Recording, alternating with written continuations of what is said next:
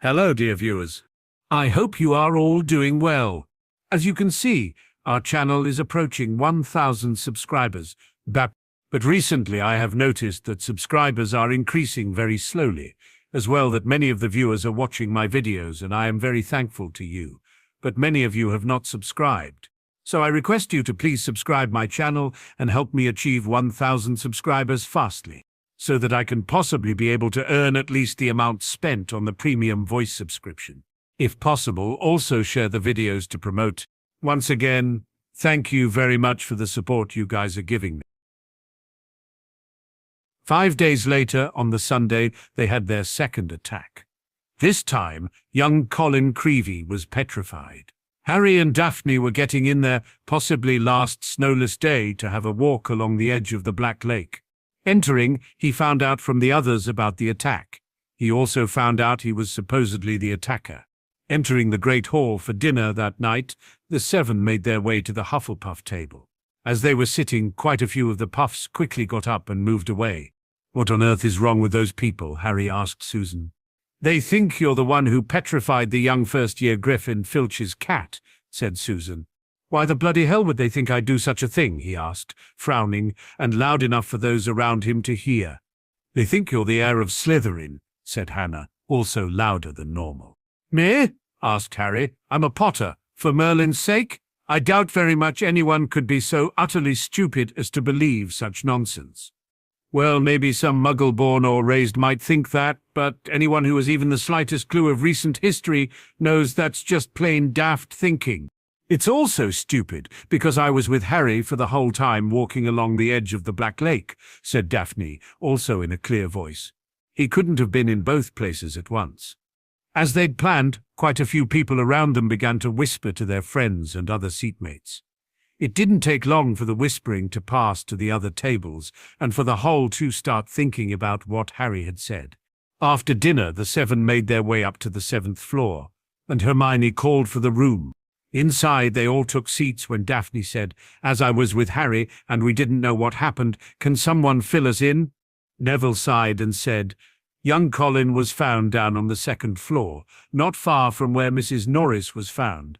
Apparently he had his camera with him and appeared to be in the process of taking a photograph of someone or something." "That's why people are somewhat convinced it's you, Harry," said Hermione. "Everyone knows he wants to keep taking photographs of you, and after the way you glared at him that night when we pranked Lockhart in the Great Hall, it just adds to that."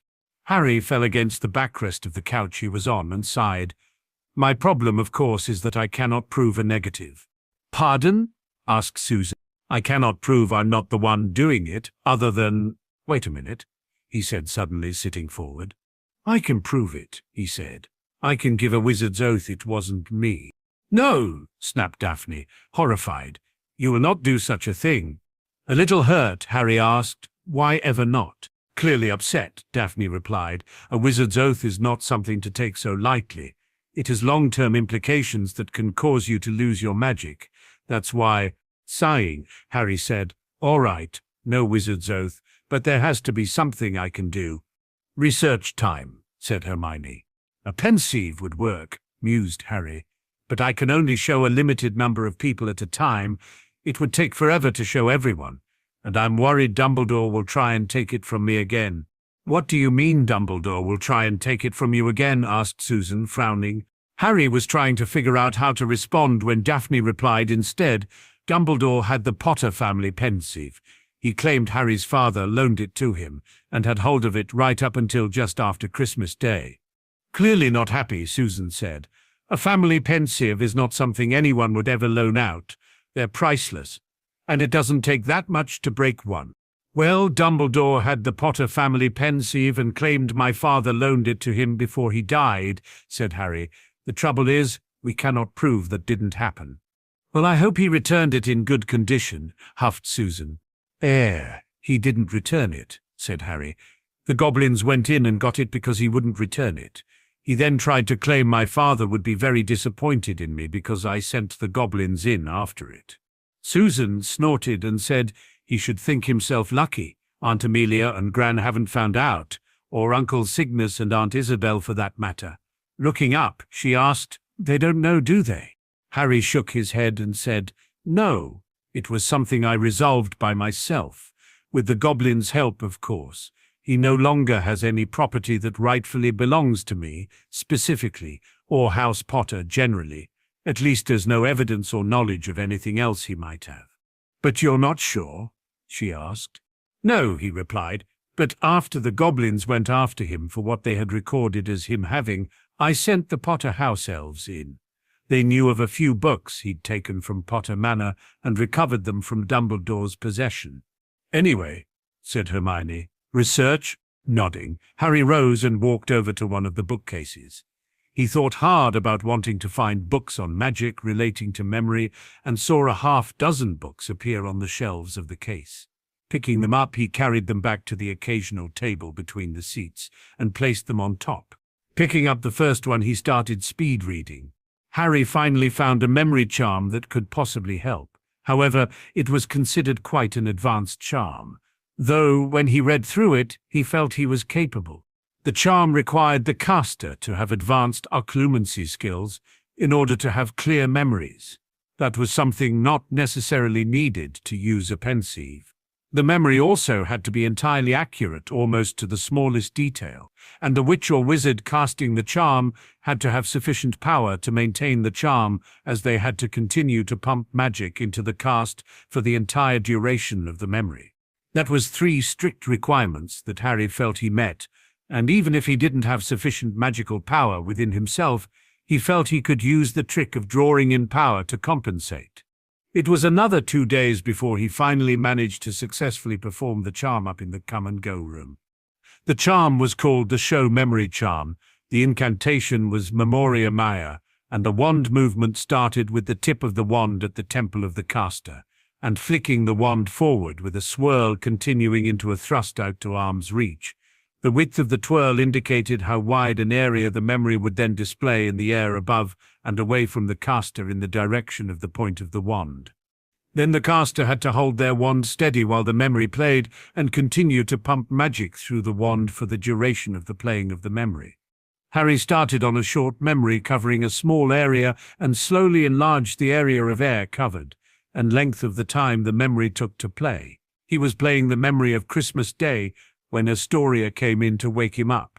"This is just like watching a 3D movie without the glasses," said Hermione from where she was watching on the couch once Harry felt he mastered the charm. "A what?" asked Neville, thoroughly confused. "Muggle entertainment medium," said Hermione. "They used to be called moving picture shows. Now they've shortened that name to just movie. At the moment, movies are just in 2D, meaning two-dimensional, like a wizarding photograph. However, the Muggle world is now trying to make the movies 3D, meaning three-dimensional. In other words, said Harry, just like what I'm doing here. With sound, too, said Tracy, a little awed. A harpy, exclaimed Hannah, when the memory played through. You called your future sister-in-law a harpy? Hey, I had just woken up, and this brunette-haired screeching beast attacked me in my own bed, he replied. What would you have done? Neville was grinning. The look on your face when she used your stomach muscles to launch herself back off the bed, and was chuckling away. Well, at least we know it works for you, said Daphne. And it leaves me feeling quite pooped, said Harry. The book says you're not supposed to attempt this until you've gained sufficient power. In other words, as an adult, said Hermione. Harry looked to see Hermione reading the book and quietly laughed. When she looked up, he said, We can pull magic in now, remember? They didn't know they could do that back then.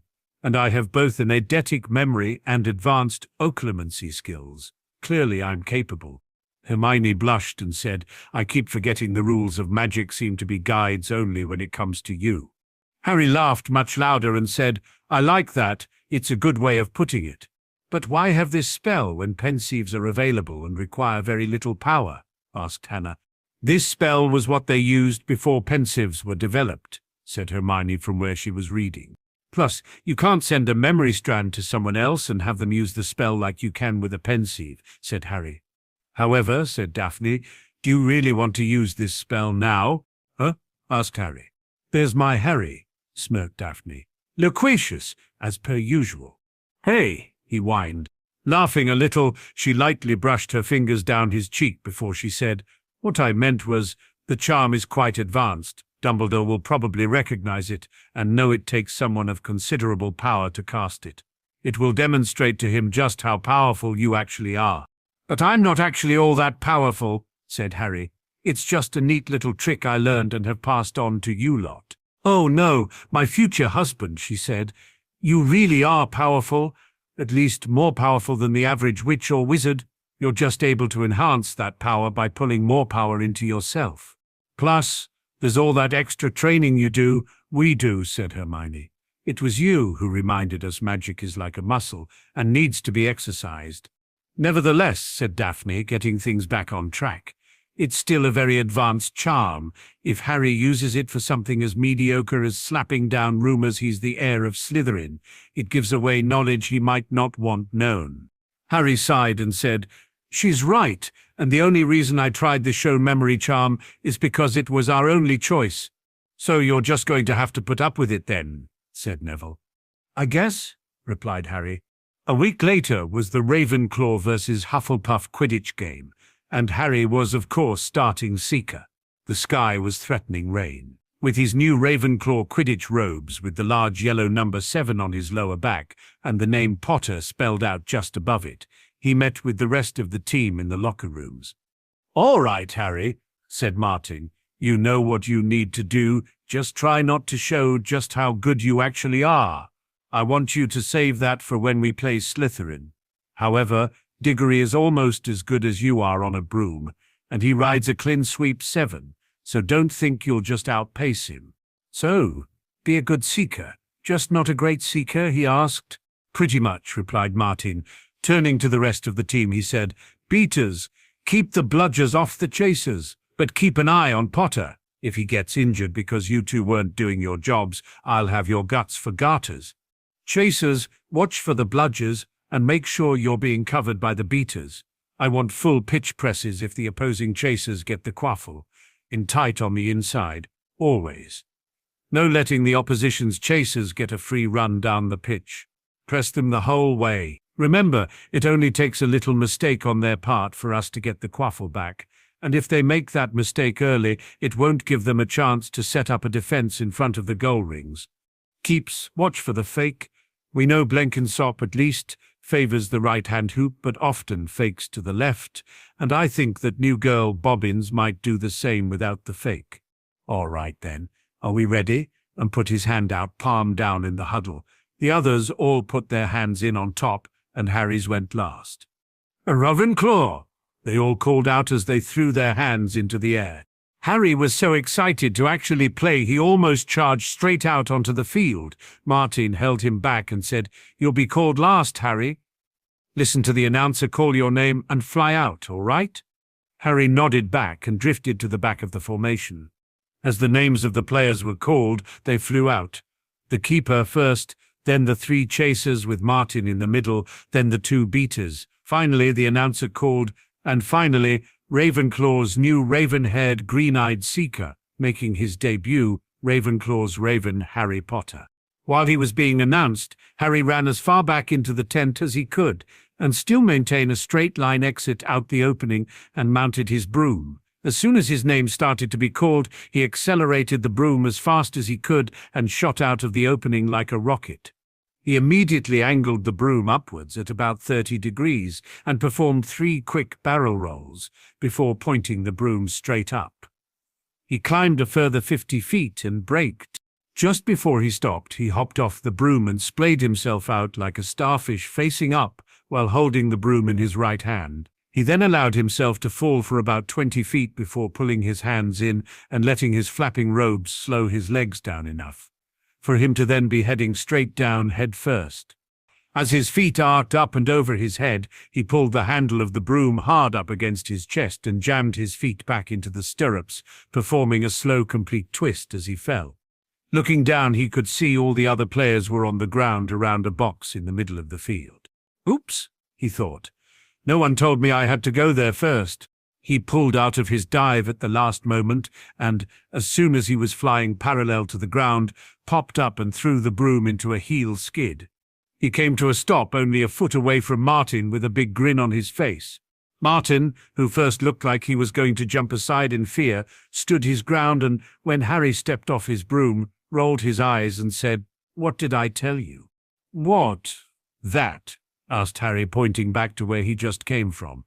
"No one told me I had to meet with everyone else down here first. That was just warming up a bit." "If you're quite done, Mr. Potter," said Madam Hooch, their referee for the day, "I'd like to get the game underway." "Sorry, ma'am," said Harry, a little chagrined. "All right," she said in her no-nonsense voice. "Keep it clean and within the rules. If I see a beater's bat anywhere near another player, I'll personally use it to paddle your behind repeatedly." Looking straight at Harry, she said, "As for you, Mr. Potter, if I see you pull another maneuver like that inverted starfish you just pulled, you won't need to find the snitch. I'll be jamming the thing so far up your behind you'll feel its wings tickling your throat. Have I make myself perfectly clear?" Harry gulped and replied, "Yes, ma'am." "Good," she nodded, before turning to all the players. "Hufflepuff won the toss, so which goals do you want to defend, Mr. Blenkinsop?" "Those ones, thank you, ma'am," replied the boy, indicating the end into the wind. "Very well," nodded Hooch. "Everyone up in the air. The game starts on my whistle." Harry shot up into the air as quick as he could. Those gold cat's eyes on Madam Hooch do weird things to your insides where she glares at you with them. With a roar from the crowd to speed them upward, the 14 players rose toward the leaden sky. Harry flew higher than any of them, squinting around for the snitch. "Ready for a battle, Potter?" yelled Diggory, shooting underneath him as though to show off the speed of his broom. Harry had no time to reply. At that very moment, a heavy black bludger came pelting toward him. He avoided it so narrowly that he felt it ruffle his hair as it passed. "Close one, Harry," said Paul McCutcheon, the other beater, streaking past him with his club in his hand, ready to knock the bludger back toward a Hufflepuff. Harry saw Paul give the bludger a powerful whack in the direction of Cedric Diggory, but then it changed direction in mid-air and shot straight for Harry again. Harry dropped quickly to avoid it, and Paul managed to hit it hard toward Diggory again. Once again, the bludger swerved like a boomerang and shot at Harry's head. Harry put on a burst of speed and zoomed toward the other end of the pitch. He could hear the bludger whistling along behind him. What was going on? Bludgers never concentrated on one player like this. It was their job to try and unseat as many people as possible. Roger Davies was waiting for the bludger at the other end. Harry ducked as Roger swung at the bludger with all his might. The bludger was knocked off course. "Gotcha," yelled Roger happily, but he was wrong. As though it was magnetically attracted to Harry, the bludger pelted after him once more, and Harry was forced to fly off at full speed. It had started to rain. Harry felt heavy drops fall onto his face, splattering into his eyes. He didn't have a clue what was going on in the rest of the game until he heard Lee Jordan, who was commentating, say, "Hufflepuff lead 60 points to 0. The two Ravenclaw beaters, trying to protect Harry, were clearly not able to do their proper jobs. Meanwhile, the mad bludger was doing all it could to knock Harry out of the air. Roger and Paul were now flying so close to him on either side that Harry could see nothing at all except their flailing arms and had no chance to look for the snitch, let alone catch it. "Someone's tampered with this bludger," Paul grunted, swinging his bat with all his might at it as it launched a new attack on Harry. "We need a time-out," said Roger, trying to signal to Martin and stop the bludger breaking Harry's nose at the same time. Martin had obviously got the message. Madam Hooch's whistle rang out, and Harry, Paul, and Roger dived for the ground, still trying to avoid the mad bludger. "What's going on?" called Martin, as the Ravenclaw team huddled together. "We're being flattened. Paul, Roger, where were you when that bludger stopped Chaw's scoring?" "We were 20 feet above her, stopping the other bludger from murdering Harry, Simon," said Roger angrily. "Someone's fixed it. It won't leave Harry alone. It hasn't gone for anyone else all game. Someone's done something to it. But the bludgers have been locked in Madam Hooch's office since our last practice, and there was nothing wrong with them then," said Martin anxiously. Madam Hooch was walking toward them. "Listen," said Harry as she came nearer and nearer. "With you two flying around me all the time, the only way I'm going to catch the snitch is if it flies up my sleeve. Go back to the rest of the team and let me deal with the rogue one." "Don't be thick," said Paul. "It'll take your head off." Martin was looking from Harry to the two beaters. "Simon, this is insane," said Eddie Carmichael angrily from the other side of the huddle. "You can't let Harry deal with that thing on his own. Let's ask for an inquiry." "If we stop now, we'll have to forfeit the match," said Harry. "And we're not losing to Hufflepuff just because of a crazy bludger. Come on, Simon, tell them to leave me alone." Madame Hooch had joined them. "Ready to resume play?" she asked Martin. Martin looked at the determined look on Harry's face. "All right," he said. "Paul, Roger, you heard Harry. Leave him alone and let him deal with the bludger on his own." The rain was falling more heavily now. On Madame Hooch's whistle, Harry kicked hard into the air and heard the telltale whoosh of the bludger behind him. Higher and higher he climbed. He looped and swooped, spiraled, zigzagged, and rolled. Slightly dizzy, he nevertheless kept his eyes wide open. Rain was getting in his eyes and ran up his nostrils as he hung upside down, avoiding another fierce dive from the bludger. He could hear laughter from the crowd. He knew he must look very stupid, but the rogue bludger was heavy and couldn't change direction as quickly as he could. He began a kind of roller coaster ride around the edges of the stadium, squinting through the silver sheets of rain to the Ravenclaw goalposts, where a Hufflepuff chaser was trying to get past Carmichael. A whistling in Harry's ear told him the bludger had just missed him again. He turned right over and sped in the opposite direction. "Training for the ballet, Potter?" yelled the chaser as Harry was forced to do a stupid kind of twirl in midair to dodge the cursed thing. He fled with the bludger trailing a few feet behind him, and then, glaring back at the bludger in hatred, he saw it, the golden snitch. It was hovering inches above the chaser's left ear, and she, busy laughing at Harry, hadn't seen it. For an agonizing moment, Harry hung in midair, not daring to speed toward her in case she looked up and saw the snitch. Wham! He had stayed still a second too long. The bludger had hit him at last, smashed into his arm just above his elbow. He felt his arm break, dimly, dazed by the searing pain in his arm. He slid sideways on his rain-drenched broom, one knee still crooked over it, his right arm dangling useless at his side. The bludger came pelting back for a second attack, this time zooming at his face. Harry swerved out of the way, one idea firmly lodged in his numb brain. Get to the snitch. Through a haze of rain and pain, he dived for the shimmering girl's face below him and saw her eyes widen with fear. She thought Harry was attacking her. "What the?" she gasped, careening out of Harry's way. Harry took his remaining hand off his broom and made a wild snatch. He felt his fingers close on the cold snitch, but was now only gripping the broom with his legs, and there was a yell from the crowd below as he headed straight for the ground, trying hard not to pass out. With a splattering thud, he hit the mud and rolled off his broom. His arm was hanging at a very strange angle. Riddled with pain, he heard, as though from a distance, a good deal of whistling and shouting. He focused on the snitch clutched in his good hand and held it aloft. "Aha," he said vaguely.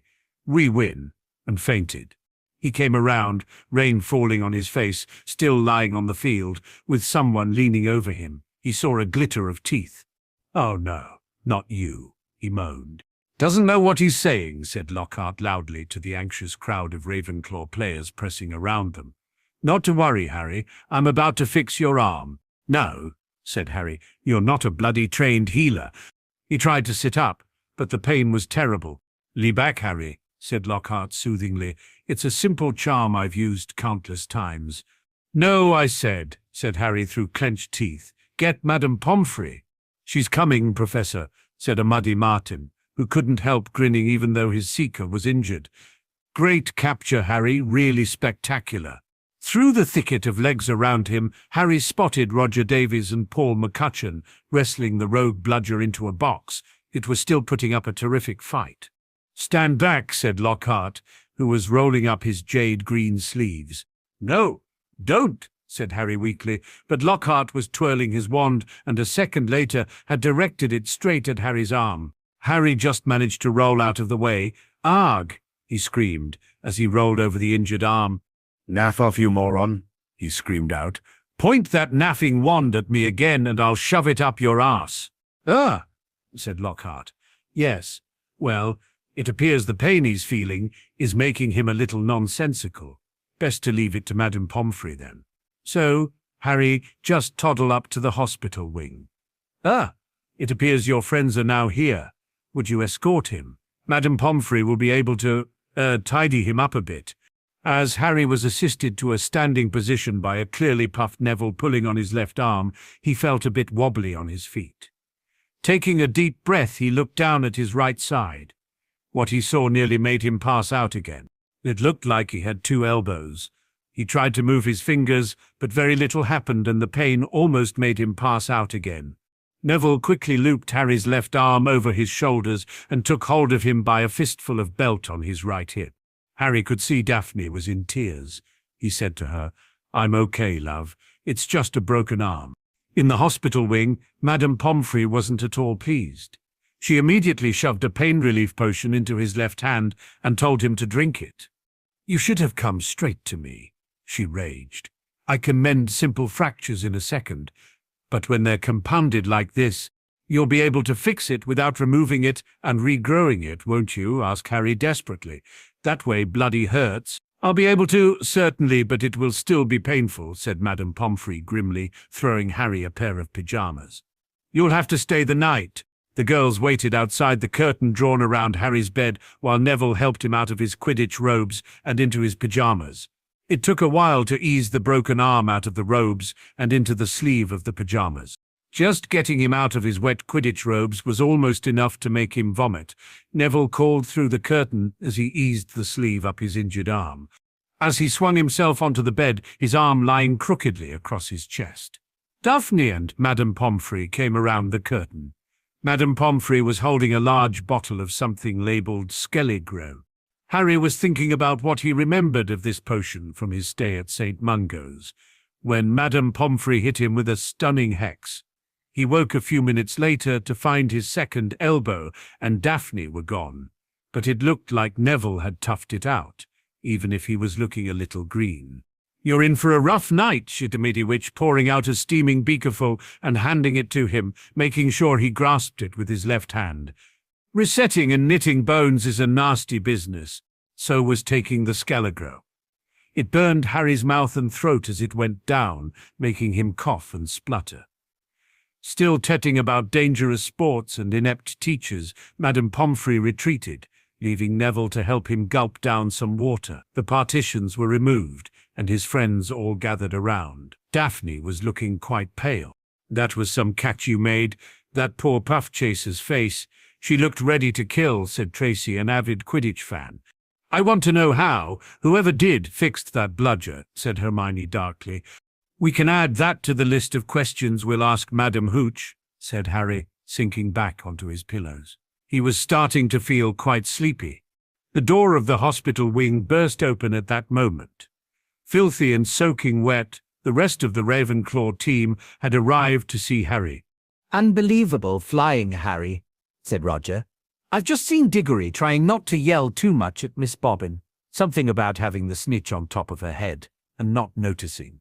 She didn't seem too happy." "Oh," he said, holding Harry's broom out. "I brought your broom with me. I thought to give it to one of your friends to look after for you instead of leaving it in the broom shed. None of us leave our brooms there either." Hermione took it and said, "I'll look after it, Harry. It'll be safe in the Gryffindor second-year girls' dorm." The team had brought cakes, sweets, and bottles of pumpkin juice. They gathered around Harry's bed with his friends and were just getting started on what promised to be a good party when Madame Pomfrey came storming over, shouting, "This boy needs rest. He has a compound fracture to repair, and I don't want to see it misaligned. Out!" And Harry was left alone, with nothing to distract him from the stabbing pains in his arm. Hours later, Harry woke quite suddenly in the pitch blackness and gave a small yelp of pain. His upper arm now felt full of large splinters. For a second, he thought that was what had woken him. Then, with a thrill of horror, he realized that someone was sponging his forehead in the dark. "Get off," he said loudly, and then, "Dobby." The house elf's goggling tennis ball eyes were peering at Harry through the darkness. A single tear was running down his long, pointed nose. "Harry Potter came back to school," he whispered miserably.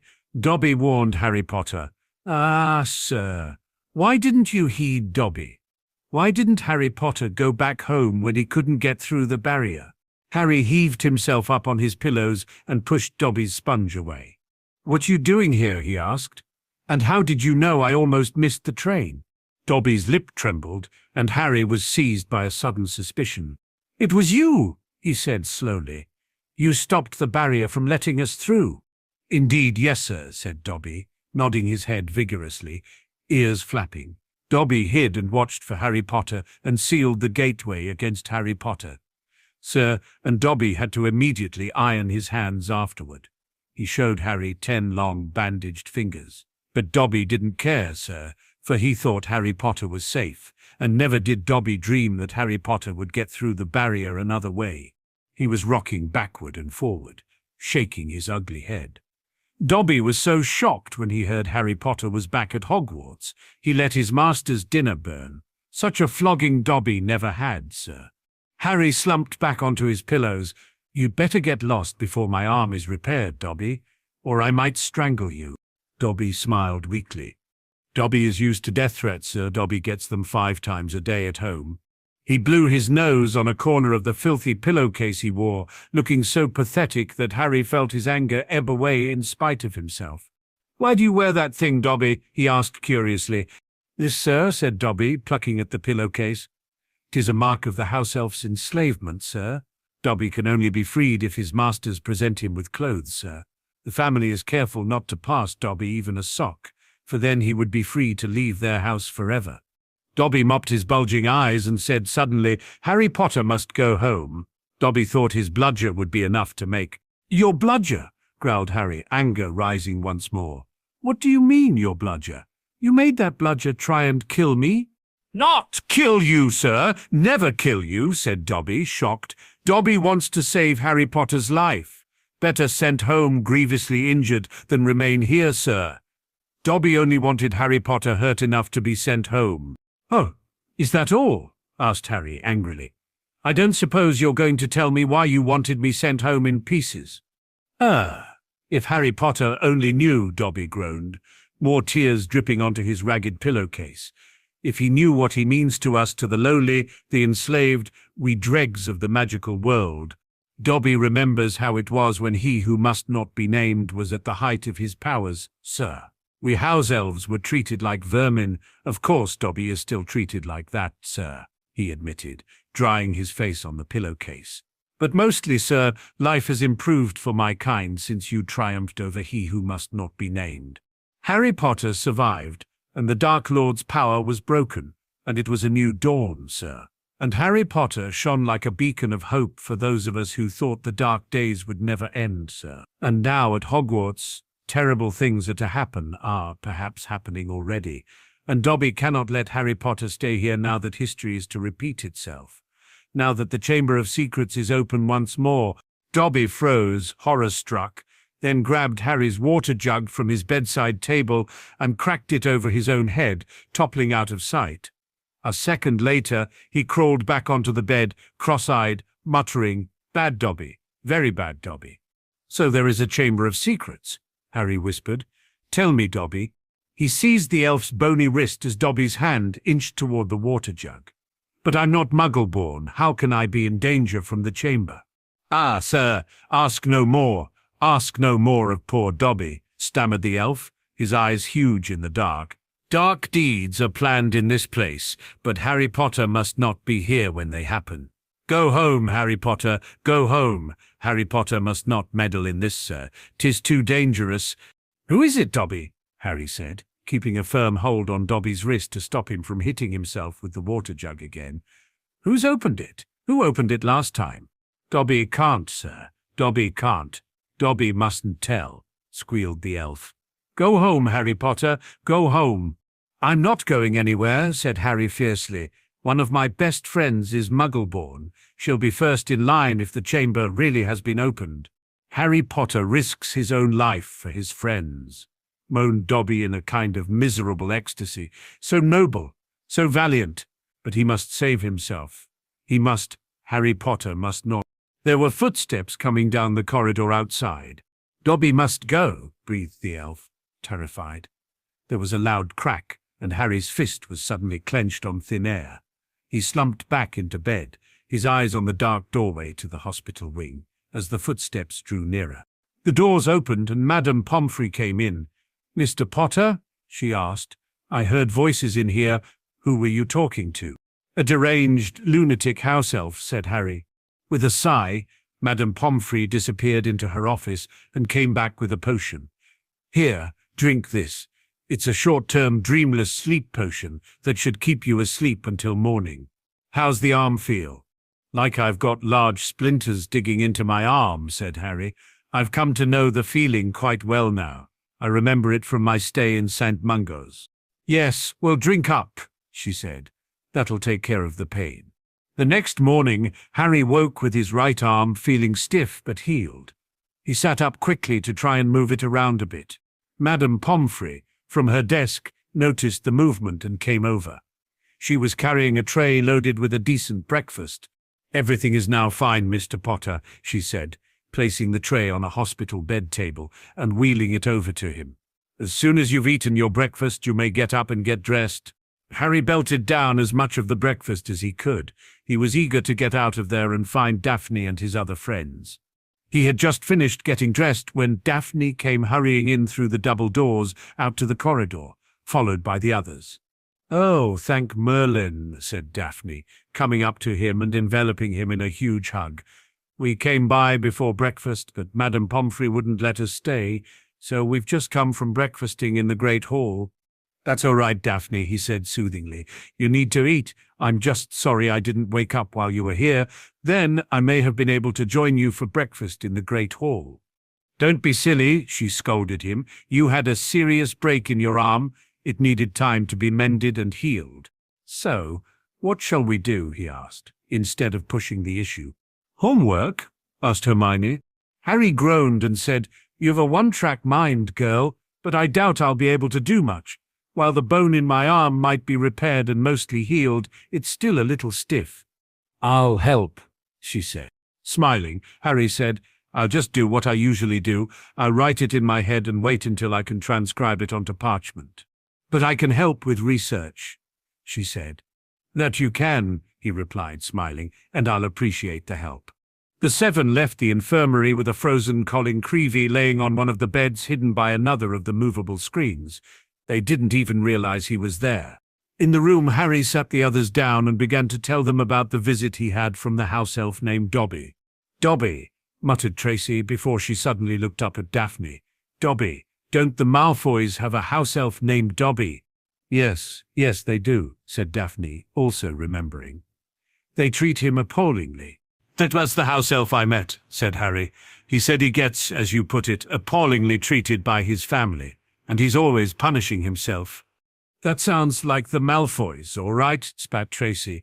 Nodding, Harry continued with his tale of his late-night, early-morning visitor, and what he said, he finished with telling them about Madame Pomfrey unknowingly scaring him off, and he having to take a shortened, dreamless sleep potion. "So," said Hermione, "Dobby was the one who visited you on the night of your birthday at Greengrass Estate. He was the one who jiggered with the portal at King's Cross, and he was the one who mucked about with the charms on the bludger.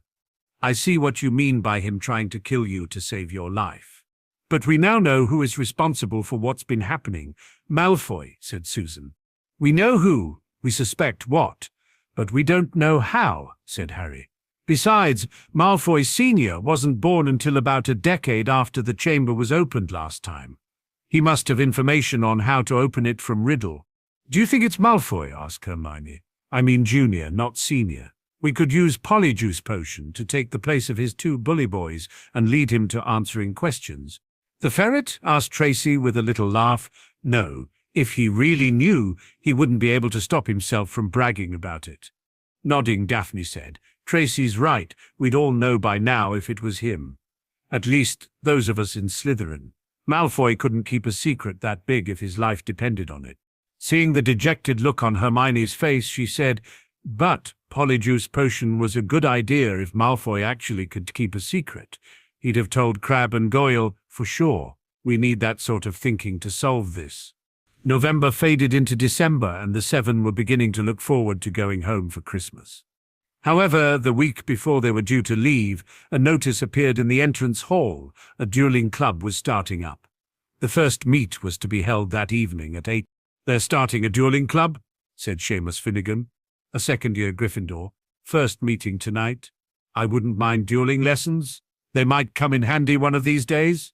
"What, you reckon Slytherin's monster can duel?" asked Neville back. But he, too, read the sign with interest. "It could be useful," he said to the others as they went into dinner. "Shall we go?" The others were all for it. So at 8 o'clock that evening, they hurried back to the Great Hall. The long dining tables had vanished, and a golden stage had appeared along one wall lit by thousands of candles floating overhead. The ceiling was velvety black once more, and most of the school seemed to be packed beneath it, all carrying their wands and looking excited. "I wonder who'll be teaching us?" asked Hermione, as they edged into the chattering crowd. "Harry said Flitwick was a dueling champion when he was young. Maybe it'll be him." "As long as it's not," began Harry before he ended on a groan. Gilderoy Lockhart was walking onto the stage, resplendent in robes of deep plum and accompanied by none other than Snape, wearing his usual black. Lockhart waved an arm for silence and called, gather round, can everyone see me? Can you all hear me? Excellent. Now Professor Dumbledore has granted me permission to start this little dueling club to train you all in case you ever need to defend yourselves as I, myself, have done on countless occasions. For full details, see my published works. Let me introduce my assistant, Professor Snape, said Lockhart, flashing a wide smile. He tells me he knows a tiny little bit about dueling himself and has sportingly agreed to help me with a short demonstration before we begin. Now, I don't want any of you youngsters to worry. You'll still have your potions master when I'm through with him, never fear. Wouldn't it be good if they finished each other off? Ron Weasley muttered to someone from behind Harry and the others. Harry just snorted and rolled his eyes. Snape's upper lip was curling. Lockhart and Snape turned to face each other and bowed. At least Lockhart did, with much twirling of his hands, whereas Snape jerked his head irritably. Then they raised their wands like swords in front of them.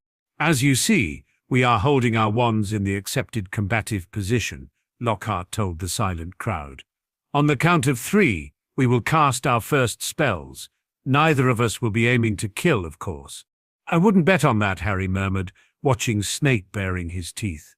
1, 2, 3. Both of them swung their wands above their heads and pointed them at their opponent. Snape cried, Expelliarmus. There was a dazzling flash of scarlet light and Lockhart was blasted off his feet. He flew backward off the stage, smashed into the wall, and slid down it to sprawl on the floor. Malfoy and some of the other Slytherins cheered.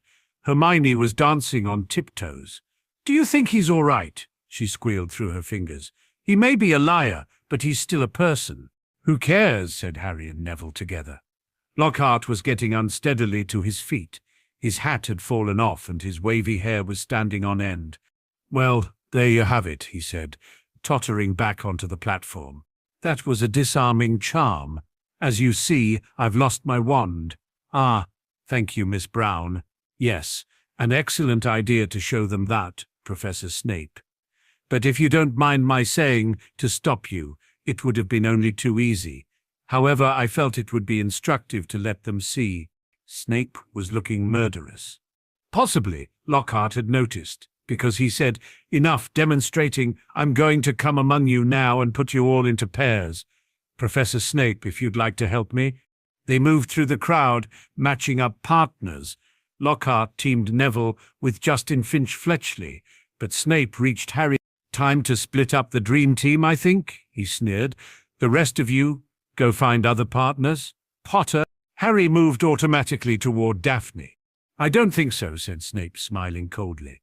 "Mr. Malfoy, come over here. Let's see what you make of the famous Harry Potter. And you, Miss Granger, you can partner Miss Bulstrode." Daphne looked a little murderous at Snape, but went off to find a partner of her own. Malfoy strutted over, smirking. Behind him walked Bulstrode. Hermione gave her a weak smile, but she did not return.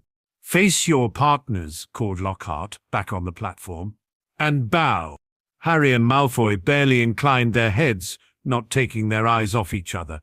"Wands at the ready," shouted Lockhart. "When I count to 3, Cast your charms to disarm your opponents.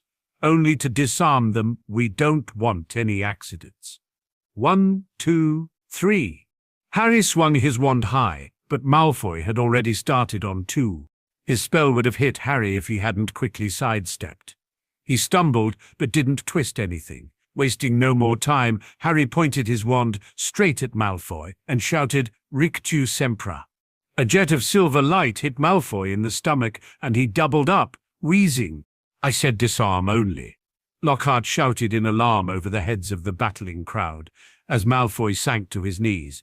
Harry had hit him with a tickling charm, and he could barely move for laughing. Harry hung back, with a vague feeling it would be unsporting to bewitch Malfoy while he was on the floor, but this was a mistake. Gasping for breath, Malfoy pointed his wand at Harry's knees and choked. Terrent Allegra, and the next second Harry's legs began to jerk around out of his control in a kind of quick-step. He wasn't prepared for such an underhanded tactic. "Stop! Stop!" screamed Lockhart, but Snape took charge. "Finite incantatame," he shouted. Harry's feet stopped dancing, Malfoy stopped laughing, and they were able to look up. A haze of greenish smoke was hovering over the scene.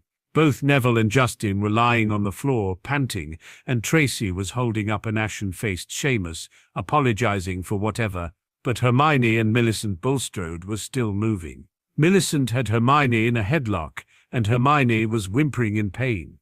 Both their wands lay forgotten on the floor. Harry leapt forward and pulled Millicent off.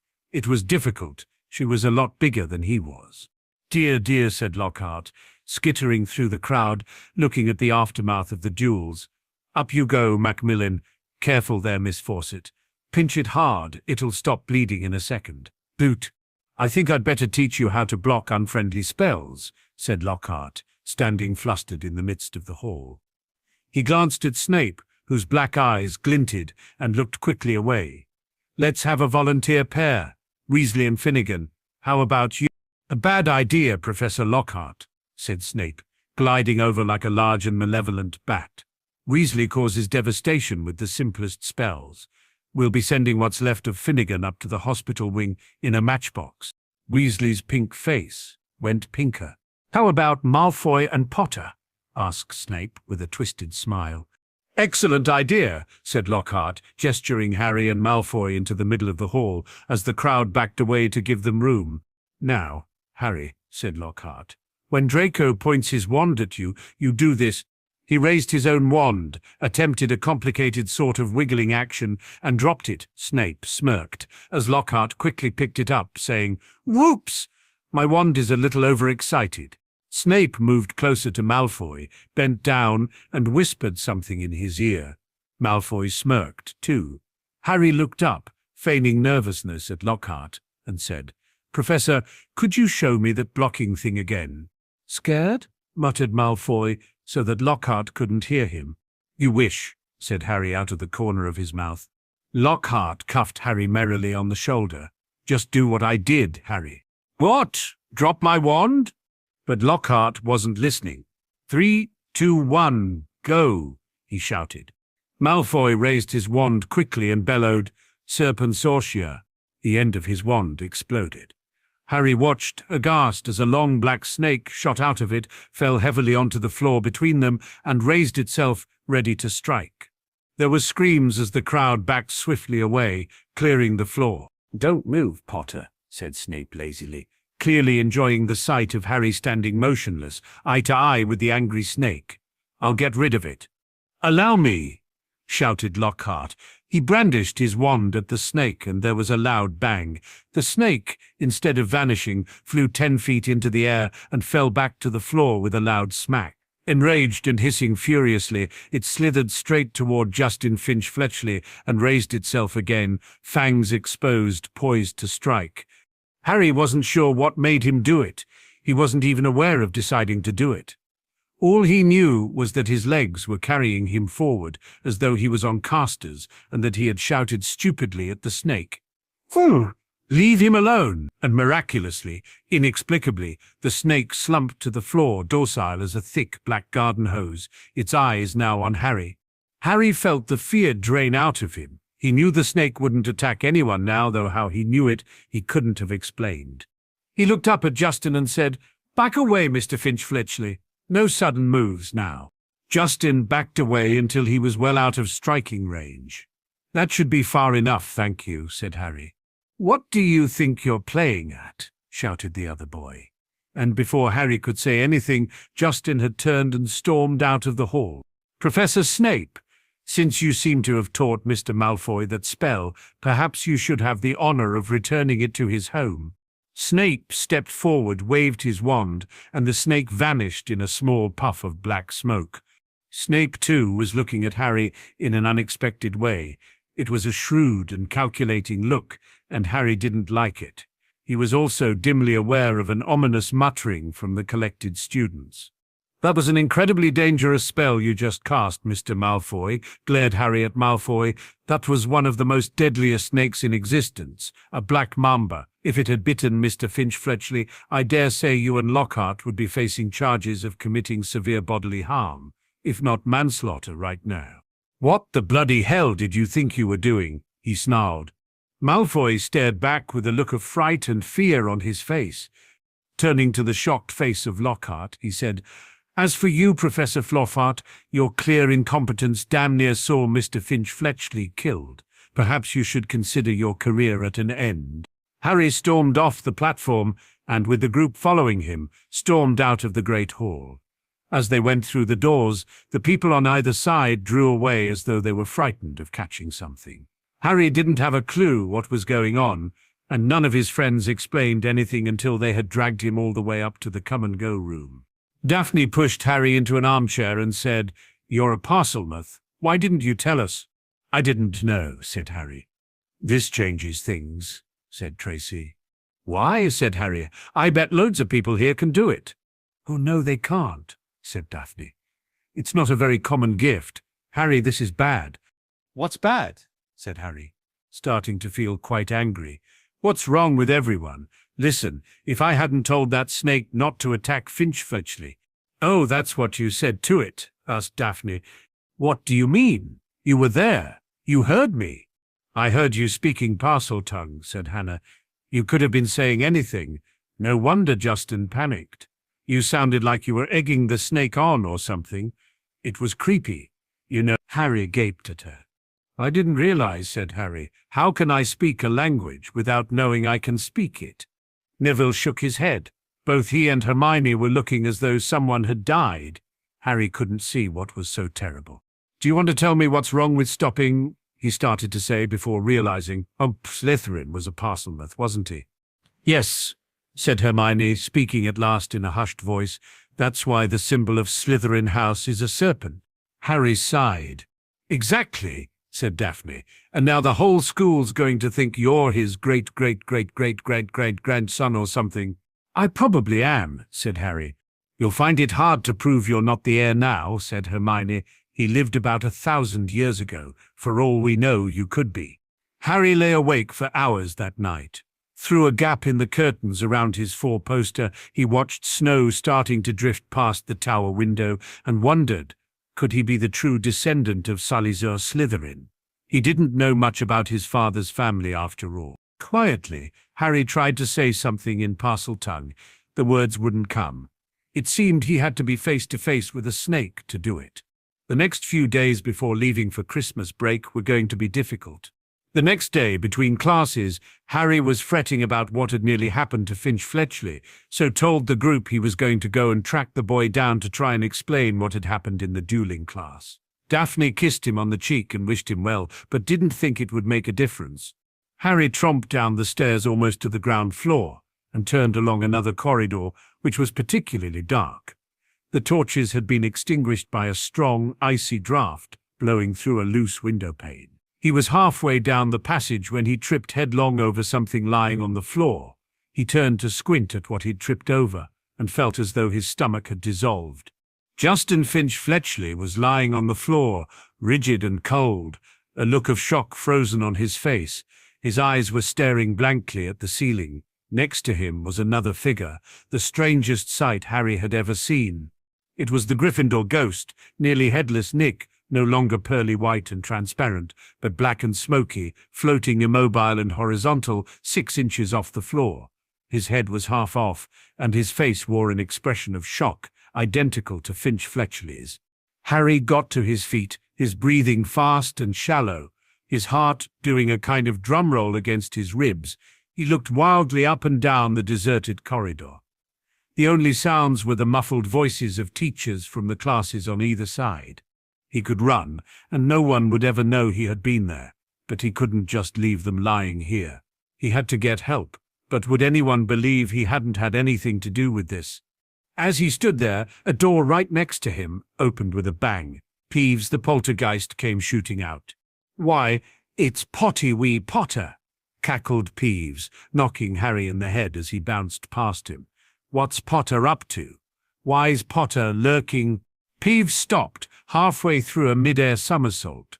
Upside down, he spotted Justin and nearly headless Nick. He flipped the right way up, filled his lungs, and, before Harry could stop him, screamed, "Attack! Attack! Another attack! No mortal or ghost is safe! Run for your lives! Attack!" Crash! Crash! Crash! Door after door flew open along the corridor, and people flooded out. For several long minutes there was a scene of such confusion that Finch Fletchley was in danger of being squashed, and people kept standing in nearly headless Nick. Harry found himself pinned against the wall as the professors shouted for quiet. Professor McGonagall came running, followed by her own class, one of whom had black and white striped hair. She used her wand to set off a loud bang, which restored silence and ordered everyone back into their classes. No sooner had the scene cleared somewhat that Ernie the Hufflepuff arrived, panting on the scene. "Caught in the act," Ernie yelled, his face stark white, pointing his finger dramatically at Harry. "That will do, Macmillan," said Professor McGonagall sharply. Peeves was bobbing overhead, now grinning wickedly, surveying the scene. Peeves always loved chaos. As McGonagall bent over Finch Fletchley and nearly headless Nick, examining them, Peeves broke into song. "Oh, Potter, you rotter! Oh, what have you done? You're killing off students. You think it's good fun." "That's enough, Peeves," barked the professor, and Peeves zoomed away backward, with his tongue out at Harry. Finch Fletchley was carried up to the infirmary by Professor Flitwick and Professor Sinistra of the astronomy department, but nobody seemed to know what to do for nearly headless Nick. In the end, Professor McGonagall conjured a large fan out of thin air, which she gave to Ernie with instructions to waft nearly headless Nick up the stairs. This Ernie did, fanning Nick along like a silent black hovercraft. This left Harry and Professor McGonagall alone together. "This way, Potter," she said. "Professor," said Harry at once, "I swear I didn't." "This is out of my hands, Potter," said the professor curtly. They marched in silence around a corner, and Harry found himself in the corridor leading to the entrance to the headmaster's office. "Lemon drop," McGonagall said to the gargoyle. They stepped off the stone staircase at the top, and Professor McGonagall rapped on the door. It opened silently, and they entered. Professor McGonagall told Harry to wait and left him there, alone. He also wasn't alone. Standing on a golden perch behind the door was Fawkes, looking like a decrepit-looking bird that resembled a half-plucked turkey. Harry stared at it, and the bird looked balefully back, making a gagging noise. Harry thought it looked very ill. Its eyes were dull, and even as Harry watched, a couple more feathers fell out of its tail. Harry was just thinking it looked as if it was approaching a burning day when the phoenix burst into flames. Harry nearly yelped in shock and backed away. The phoenix, meanwhile, had become a fireball. It gave one loud shriek, and next second there was nothing but a smouldering pile of ash on the floor. The office door opened. Dumbledore came in, looking very sombre. "Albus," said Harry, gesturing towards Fawkes's perch. "Your phoenix." Dumbledore smiled. "About time, too," he said. "He's been looking dreadful for days. I've been telling him to get a move on." Dumbledore walked around his desk and took seat. "I wanted to talk to you about what's been happening." "Clearly," said Harry, taking seat on the chair opposite. "Otherwise, I would not be here." "I must ask you, Harry, whether there is anything you'd like to tell me," said Dumbledore gently. "Anything at all." Harry thought of Malfoy shouting, "You'll be next, mudbloods." Then he thought of the disembodied voice he had heard twice. He thought, too, about what everyone was saying about him, and his annoyance that he was somehow connected with Salazar Slytherin. "Yes," said Harry. "I find myself becoming most upset about the continued ongoing bullying that seems to be running rampant through this school, while the teaching staff does nothing about it. Calling people vile names like mudblood should be punished as bullying, Albus. Further, after it was made clear to you on numerous occasions I was never to be in the same room with you alone, your deputy, Professor McGonagall, brought me up here and then abandoned me. These 2 points, of course, I will be raising with my godfather and magical guardians." Yes," said Dumbledore. "I shall look into these allegations. Thank you for your time, Harry." Finally, it was the 21st December, and the express was leaving for King's Cross that day. Harry had spent the days following the incidents, as he'd come to call them, having the students giving him wide berths, and looking at him in fear wherever he went. It was only his friends, Luna Lovegood, and, funnily enough, the Weasley twins, who refused to be scared of him. When sitting at the Ravenclaw table for breakfast on the Saturday the next day, Luna came up and asked to sit next to him. Surprised, he invited her to sit. "You're not afraid of me, Luna?" he asked. "No," she replied, in her light and airy voice. "Why would I be? Because the rest of the student body seems to have it in their heads that I'm the heir of Slytherin," he said. "Oh, I have no doubt you're an heir, Harry," she replied, filling her plate and making a face with the food as she went. "But when you stop to think about it, most wizards and witches who have blood that goes back a few hundred years or more are likely to also be heirs, me included." "That's what we said," replied Harry, surprised. "I'm glad you at least realize that." "I do believe, however," she said, still playing with her food, "that you're the true heir of Gryffindor." "Ha?" he asked. Daphne smacked his arm. He barely acknowledged it. "I'm the heir of Gryffindor?" he asked the girl, in a little shock. "Oh, yes," she said, preparing to attack her breakfast face. "You'll see." Harry, not knowing what to make of the odd girl's statement, decided to ignore it and let her eat. Instead, he turned to Hermione and asked, "Have you managed to contact your parents yet and tell them about how we want to take you to Gringotts to have a special kind of test done?" "Yes," she replied, "but like me, they want to know what this test is. Are you going to tell me now?" "No," he replied, "I don't want to jinx it. Plus, there's only a slim chance it will work out like we think it may, and we don't want to get your hopes up in advance." "And it's not dangerous, right?" she asked.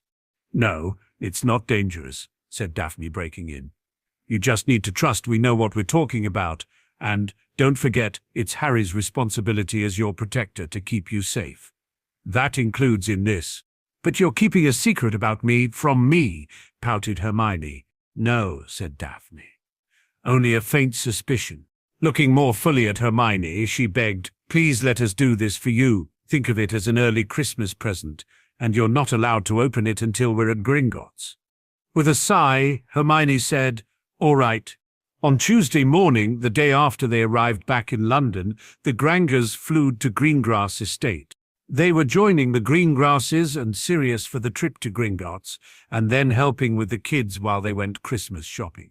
Walking into Gregor's together, Harry asked to speak to Bloodfang, with whom they had an appointment. They were shown into Bloodfang's office a short time later. "Lord Potter," said Bloodfang, after the initial greetings were exchanged.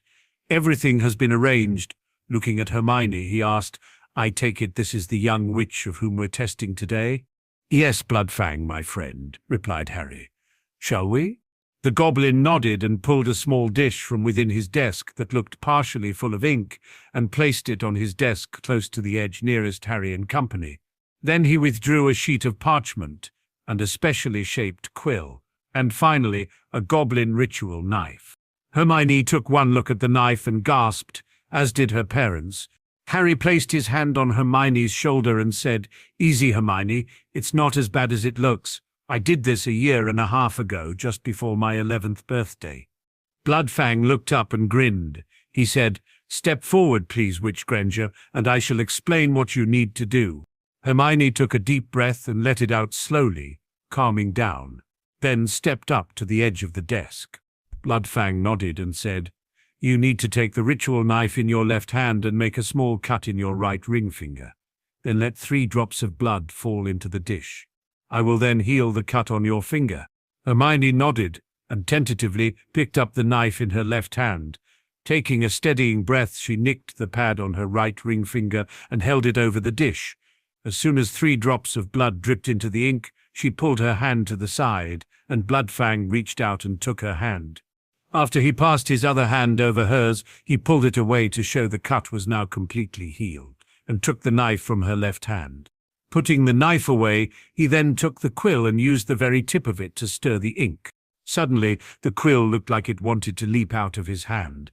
Holding it tightly, he moved it over to the parchment, placing it vertically in the middle of the sheet. When he let go of it, it stood up straight for a moment before it started to quickly write on its own. It took a little while before it finished what it was writing and stayed still on the page. Bloodfang reached out and took the quill away, dropping it into the drawer on his desk where he placed the knife. He picked up the paper and began to read, while the Grangers watched what was happening quite curiously. The Greengrasses, Harry and Sirius, all held their breath in anticipation. The Goblin then read, "Miss Hermione Jean Granger, born 19th September 1979, firstborn child of Wendell Daniel Granger and Monica Emma Granger, née Woods." Hesitating a moment, because he quite enjoyed having witches and wizards hanging off his every word, he said, "Heiress apparent of the noble and ancient house of Dagworth Granger." Looking up and grinning at Hermione, he said, "Congratulations, Lady Hermione." "Yes," said Sirius, pumping his fist into the air, while Harry and Daphne laughed. Cygnus and Isabel were also celebrating a little. "What?" asked Wendell, quite stunned. Monica couldn't even say a word. Her shock was that deep. Harry reached over and hugged his, now gobsmacked, brown-haired friend. A hug joined in by first Daphne and Astoria, then by Sirius and the Greengrasses. While they were in the middle of their impromptu celebration, Bloodfang folded the sheet of parchment and dropped it through a slot on his desk before touching a rune. "I don't understand," said Wendell, a little dazed. The hug broke apart, and Cygnus said, "Our apologies, Wendell. Monica, but this is a very big thing for us in the wizarding world. A lost heir of a thought-to-be-extinct bloodline has been found, and for he or she to be of a noble house—" "I still don't understand," said Wendell, shaking his head in confusion. "What does this mean?" Turning and still chuckling, happy for his friend, Harry said to Bloodfang, "Perhaps you should do the honors, my friend." Just as Harry was asking the goblin to clarify matters, the box on his desk gave a little bong sound. Bloodfang reached into it and drew out a small wooden ring box, moving it to sit on the desk just in front of himself. Harry recognized it as similar to the one that held his own head of house ring. As the adults calmed down, Bloodfang looked at Hermione and said, "The inheritance test does not lie, Lady Hermione. Through magical primogeniture, you are the now recognized head of the noble and ancient house of Dagworth Granger." Turning to Wendell and Monica, he said, "As you, sir, are known as a squib, that is, someone without sufficiently powerful enough magic, you cannot hold the headship of a magical house. However, ancestors of yours, the Dagworth Grangers, were magical and were part of the house of Dagworth Granger. One of your ancestors, Hector Dagworth Granger, founded the most extraordinary society of potioneers. For that act, the ancient house of Dagworth Granger was elevated to wizarding nobility, hence the noble house status. And once given, noble status cannot be taken away unless a crime of significance by the head of that house is committed, such as treason. And since noble status cannot be taken away, neither can the ancient status nor the recognized house status. The Dagworth Granger house has been believed by the wizarding world to be extinct for almost 200 years. With the now recognized Lady Hermione here, the Dagworth Granger house will be removed from the roll of extinct houses and placed back on the roll of active houses." "And what of the house assets?" asked Cygnus. "Alas," said Bloodfang, "the ministry laid claim to those at the end of the first 100 years of extinct status. I'm afraid there is no way to recover such assets without a very long and protracted legal fight with the ministry, and I dare say very little will be recovered even then. However, the house vaults still exist because we goblins, through our own magics, recognized that House Dagworth Granger was not, as believed, extinct. So let me get this straight, said Wendell, pinching the bridge of his nose. My daughter is now recognized as a lady in the magical world. The title passed directly to her because she is both the recognized heir and I'm what you called squib. She is now the head of the Dagworth Granger house, which is both an ancient house and an ennobled one. She has vaults within this bank, although they are currently empty, and the ministry claimed all assets belonging to the family nearly 100 years ago, so they're now considered lost? Yes, on all 5 counts, replied Bloodfang. We need to sit down and discuss this, said Wendell, looking a little piqued. As a family, if there is no further need for me, I have other work to do, said Bloodfang. I think we need to go and sit down and discuss this among ourselves, said Cygnus. How about in a lovely little cafe in the alley? Getting affirmatives from everyone, they were about to leave when Bloodfang said, Just one more thing before you go. He placed the box in front of Hermione and said to her, Lady Hermione, please open the box. Inside is a ring. Please take it out and place it on your right ring finger. Harry, Sirius, and the green grasses froze and watched avidly. Hermione opened the box and, taking the ring out, slid it on her right ring finger. As soon as it reached the webbing of her finger, it flashed once and resized to fit her finger perfectly. Harry and the others sighed a breath of relief. Bloodfang grinned and said, And that was the final test. The ring has accepted Lady Hermione as the rightful heir. Congratulations. Again, Lady Hermione, Lady Dagworth Granger. After words of parting and standing, the party left the office and made their way back to the main doors of the bank. Cygnus then led them to a nice little cafe and ordered a private room. Once ensconced therein, he quickly cast privacy charms and warning wards on the room. As the last seated, he turned to Harry and said, Well, Harry, you initiated today's inheritance test. How about you explain it for the Grangers? I'm happy to, replied Harry. Turning to the Grangers, he said, After visiting Potter Manor over summer, we came to the conclusion Hermione might have been a descendant of the Dagworth Granger line. At the time, it was highly unlikely but possible, given what we knew. That's when Cygnus used his position in the ministry to research. With a nod to Harry, Cygnus said, So I went looking through the Book of Bloodlines in the ministry. That book showed that the Hector Granger line didn't die out, per se. It, as we call it, squibbed out. That is, children born of a magical family being born without recognizable magic. At that point, due to the bigotry in our world, they're seen as non-persons and effectively cast out. And that's where my research comes in, said Isabel. First, using the documents you gave me, Monica, I was able to track Wendell's family back a couple 100 years. Then I hit a dead end. While there was a record of a particular person dying, together with census results of their living in Essex, there was no record of birth. That person was Elphias Granger.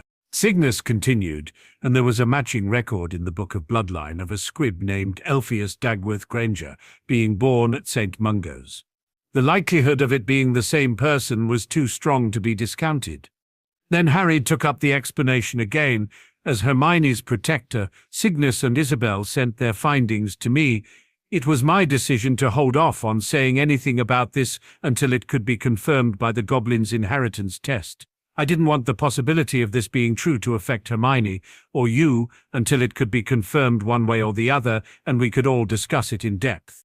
What does this mean for my family? Asked Wendell. In the Muggle world, absolutely nothing, said Cygnus. Its only effect will be what you make of it. However, in the magical world, this is a huge thing. Hermione is now no longer recognized as being a Muggle-born. She's now considered a half-blood like Harry. As head of the Dagworth Granger house, irrespective of her position as a protectee of House Potter, she has a social status almost equal to us in her own right, and no one can argue against it.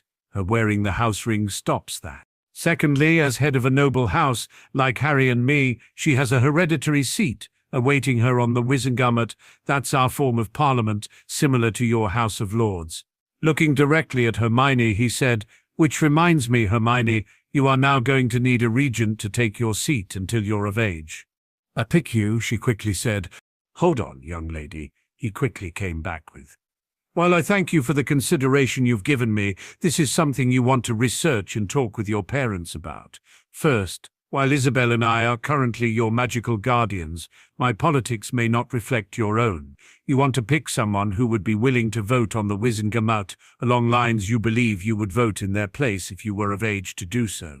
You need to give yourself some time to think it through, and you need to listen to the counsel of your parents and others first. All right? Hermione nodded and her parents breathed a sigh of relief.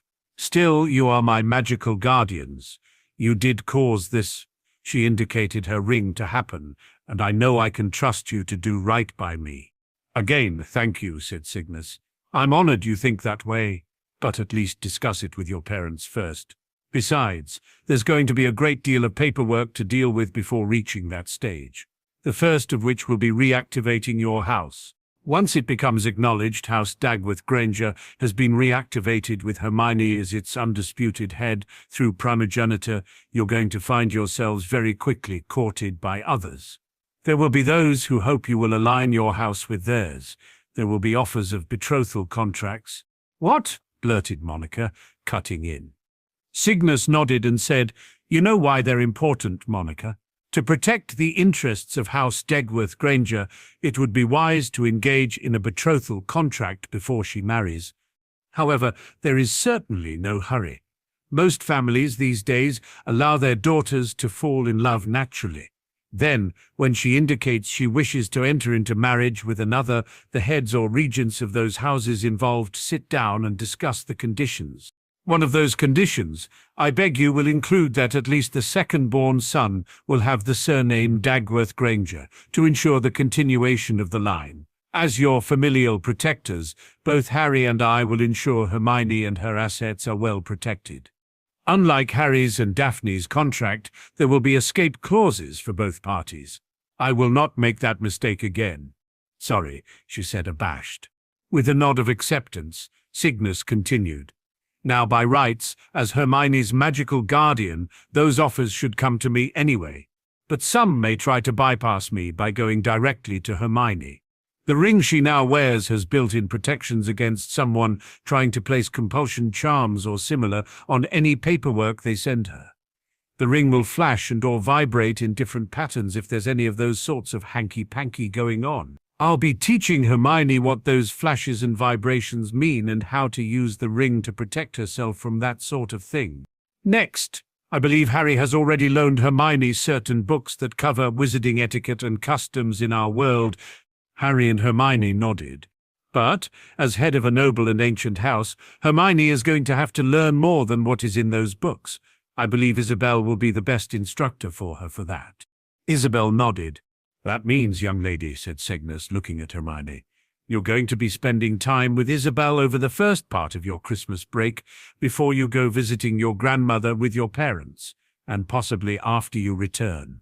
Hermione was clearly excited about the prospect of more learning over Christmas. Looking back at Wendell and Monica, he said, The biggest upside of all this is that we can now ward your home 6 ways from Sunday when we couldn't before due to your status as a Muggle household, because one no longer exists. Your home will now be thought of as Dagworth Granger Manor, a truly magical household that will have Muggles living there, instead of the other way around. This is a lot to take in, sighed Wendell. Again, you've done so much for my family, I cannot repay you. Well, said Isabel, what we get out of this so far is that my research will be recognized as already having found a missing heir and reactivating a once-thought extinct house. And as it's a noble and ancient house, the kudos, I think is the word, are going to be a lot. It validates my research, making it worth that much more. Our house benefits a great deal, just from that alone. But it's not something we've done for you, said Wendell. I have an idea for you if you're interested, said Harry, having a brainwave. Yes? Asked Wendell. Isabel's research would be helped enormously by the application of a computer, said Harry. I don't know all that much about them myself, but I do know they're just what you need when dealing with databases. Monica was nodding and said, Go on. See if you can get the British Registrar's Office to send you the births, deaths and marriages records in database form on a floppy or similar, he suggested.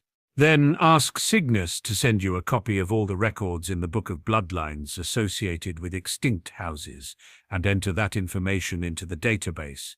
And finally, you need access to the latest magical census to develop your database of known magicals.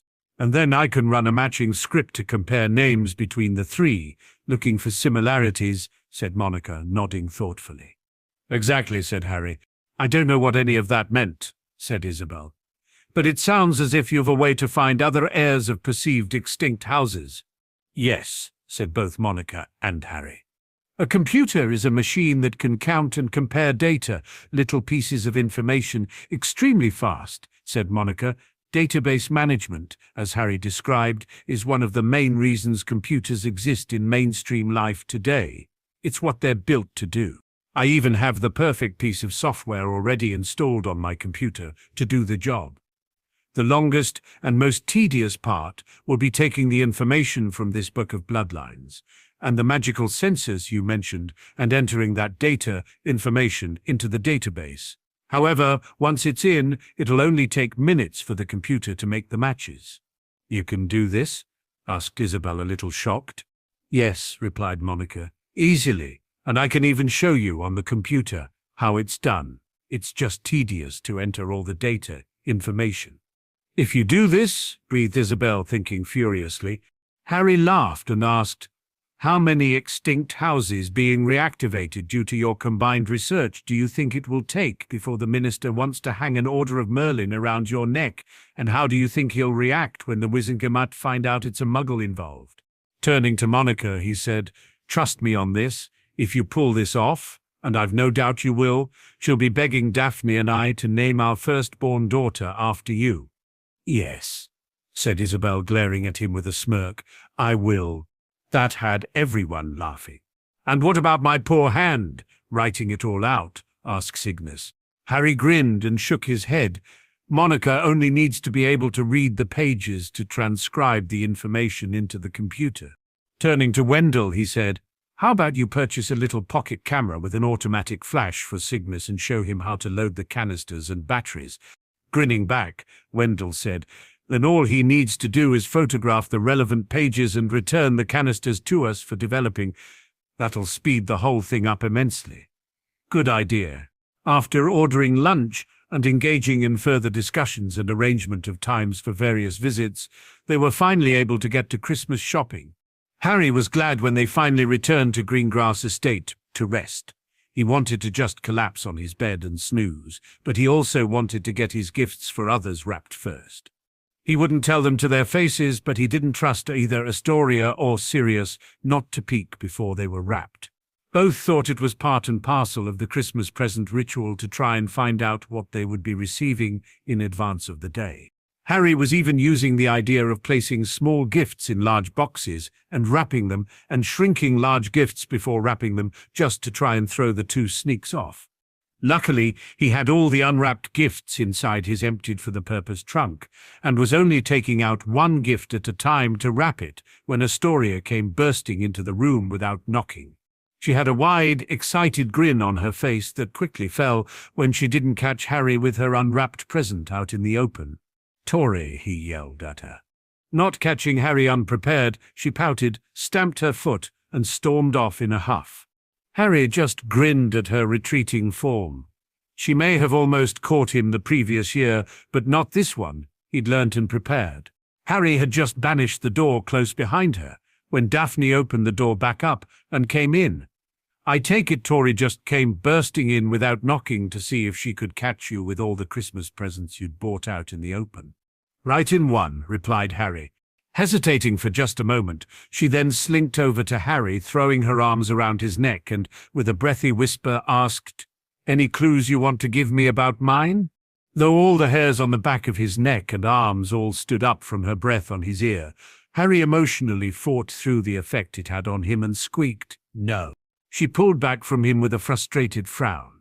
So, turning the tables on her, he spun in her arms and, pulling her in close chest to chest, lightly nibbled on her earlobe before asking, "And what did you get for me, dear heart?" As he lightly nibbled on her ear, Daphne felt the effect right down to her toes and everywhere in between.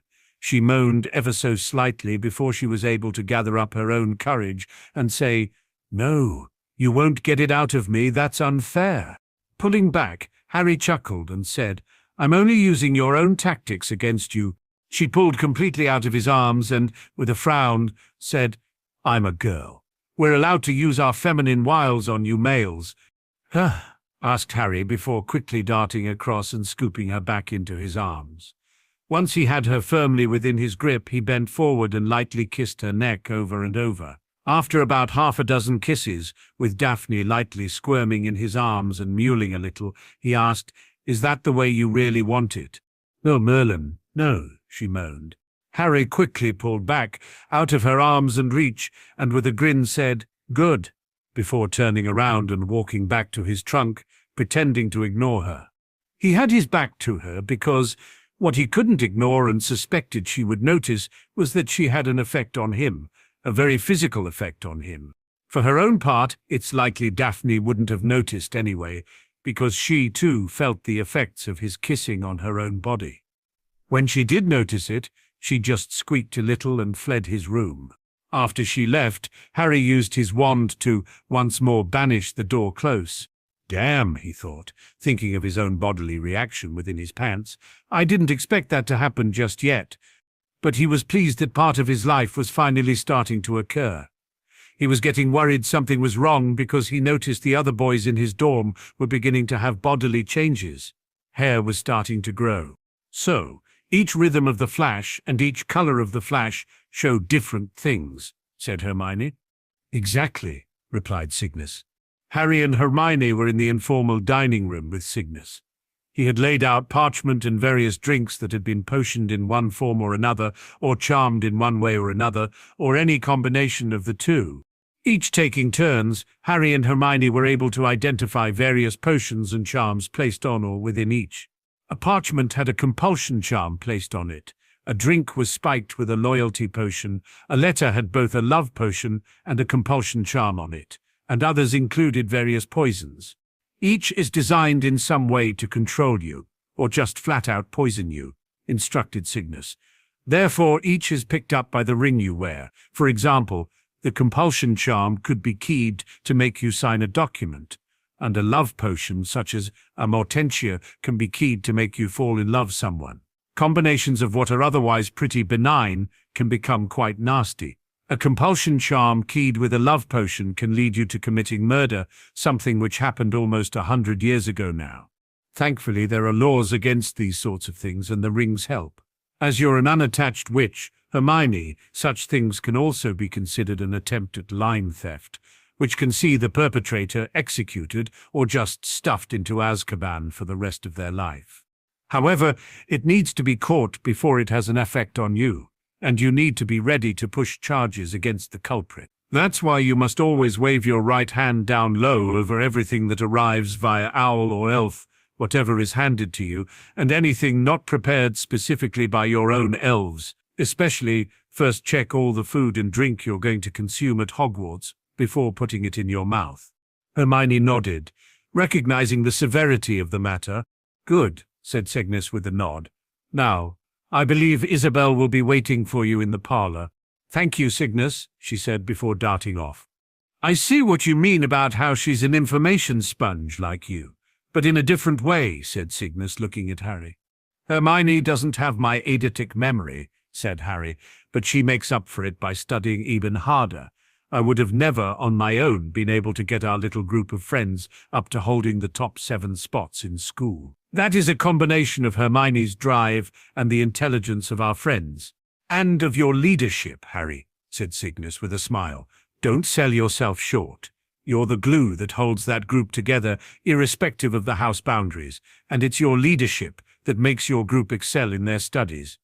On Christmas Day, Harry had a prank planned for Astoria.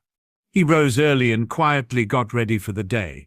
Then he put a mannequin head with a black hair wig that matched his own in the bed with the covers drawn up, and he made copies of his pillows and used them to make it look like he was still in bed and sleeping with his head turned away from the door. When everything was ready, he laid down on the floor on the opposite side of the bed from the door, and had a book or two out to read through while he waited. Sure enough, his door swung open, banging against the stops as Astoria charged in, half screaming, "Harry!" As soon as the door banged open, Harry set aside the book he was reading and set himself into a low crouch, right up alongside the bed, wand at the ready. As soon as he knew Astoria had jumped onto the fake Harry, he stood straight up and hit her with a light stinking hex right on her behind. The poor little girl first thought she's killed her future brother-in-law when his head seemed to fly off when she jumped on him, then was frightened further when she noticed movement off the side of the bed. The final straw came when she felt Harry's stinging hex strike her bottom. With a scream loud enough to wake the neighbors, the closest were almost 6 miles away, she vaulted back off the bed and turned to face Harry, where he was now standing alongside the other side of the bed, grinning like a loon. You prat," she screamed at him, her heart beating wildly in her ears. Harry laughed and jumped onto the bed before he used his evil wizard laugh and started to quickly make his way towards her. Astoria took off running, screaming all the way, with Harry in hot pursuit. In the parlor, the family had already gathered. Astoria came barreling in and loudly declaimed, "Harry Potter is an evil, evil boy, and you should throw him out, Daddy." Harry came strolling nonchalantly in through the door with a smile on his face. "And that should teach you not to come barreling into my room in future and attack me in my sleep." "But you weren't asleep," she snarled in a little girl fashion. "You were hiding on the other side of the bed and attacked me when I wasn't looking." "All right, you two," said Isabel. "That's quite enough. It sounds like Harry got the better of you this time." Astoria just frowned and pouted at her mother. However, her attitude completely changed when Cygnus, from where he was sitting on the floor, offered her the first gift. Harry went and sat alongside Daphne and held her hand. As a family, after the exchange of gifts, they visited the Grangers, then the Davises, then on to the Abbots. The others were by special invitation during the afternoon round after they had lunch with the Abbots.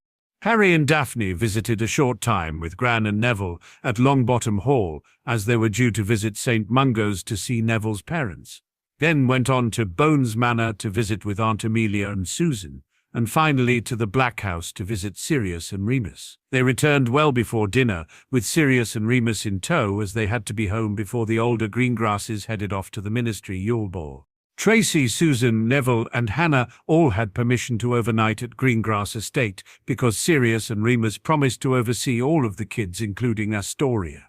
Remus was able to visit because it was a day over halfway through the lunar cycle and was effectively a new moon. The 8 kids spent the late afternoon and early evening talking about all the gifts they received.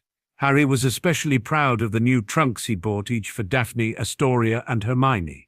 Each trunk was a match to his own, with double compartments, a magical signature lock, and each with their names and house crests on top next to the leading edge. Astoria was a little sad it wasn't jewelry like she received from Harry the previous year, until she received a second gift from Harry. It was a fine silver necklace with the name Astoria, also in fine silver in a kind of Old English script, hanging from 2 points on the chain. On seeing it, Astoria squealed and took it to Harry, demanding he put it around her neck for her. As she sat on the floor with her back to him, he manipulated the tiny clasp until the chain was properly affixed. Later, Harry told Cygnus and Isabel it was an emergency portkey that would take her to St. Mungo's. All she had to do was grasp her name in her fist and call help. The second gift he bought Daphne was a set of silver hair clips with Slytherin green inlays that she could wear with her Hogwarts uniform. Harry received a set of Quidditch balls and 2 beaters bats in their own enchanted box, a stronger set of Quidditch armor, and a new broom servicing kit from Hermione. Most important of all was a wizarding photo album from the group, except Hermione because she couldn't help, of photographs of himself and his parents. They'd spent all last summer scrounging for from friends of his parents and the staff of Hogwarts. While the late afternoon was spent playing a bit of Quidditch, he spent a lot of that evening going through the photographs and reading the little captions beneath them that said when and where the photographs were taken. It was his most treasured gift. On the ride back to school, before Harry had a chance to lock the door to their compartment, they were again joined by Luna. The 7 just looked at one another and shrugged it away. This time, Neville locked the door with the door sealing charm. When it worked, he grinned and said he'd been practicing it on his bedroom door at home. After only a few minutes into the journey, Luna suddenly said to Hermione in her light voice, "Congratulations on finding out you're the head of what was thought an extinct house, Lady Hermione. I'm ever so pleased for you." Thank you, Luna," she stammered. "I appreciate your kind words, but please call me Hermione." "Thank you, Hermione," said a dreamy Luna. "Daddy will probably want me to interview you at some time, as you're the first of the extinct houses to revert back to active status." "Oh, all right," replied Hermione. "But just not yet, all right?" "I know," replied Luna. "You won't be ready for a while yet." Then she went back to reading her news magazine. Harry wasn't the only one confused by what the young Ravenclaw was saying, but he didn't want to seem rude to the girl, so just let her be. Back at Hogwarts, the students quickly returned to their routine of classes. Only now, Harry was also having to get used to everyone thinking he was the heir of Slytherin. The entire student body, except his 6 friends, Luna and the Weasley twins, gave him a wide berth. The Weasley twins even pranked him by waiting for him outside classes some days and escorting him around the castle. They went out of their way to march ahead of Harry and his friends down the corridors, shouting, "Make way for the heir of Slytherin, seriously evil wizard coming through." They were stopped by their older brother, Percy, a Gryffindor 6th-year prefect, who was deeply disapproving of this behavior. "It is not a laughing matter," he said coldly. "Oh, get out of the way, Percy," said Fred. "Harry's in a hurry." "Yeah, he's off to the Chamber of Secrets for a cup of tea with his fanged servant," said George shortly. Harry didn't mind. It made a mockery of the whole heir of Slytherin thing, and made him feel better that the twins, at least, thought the idea of his being Slytherin's heir was quite ludicrous. But their antics seemed to be aggravating Draco Malfoy, who looked increasingly sour each time he saw them at it. "It's because he's bursting to say it's really him," said Tracy knowingly.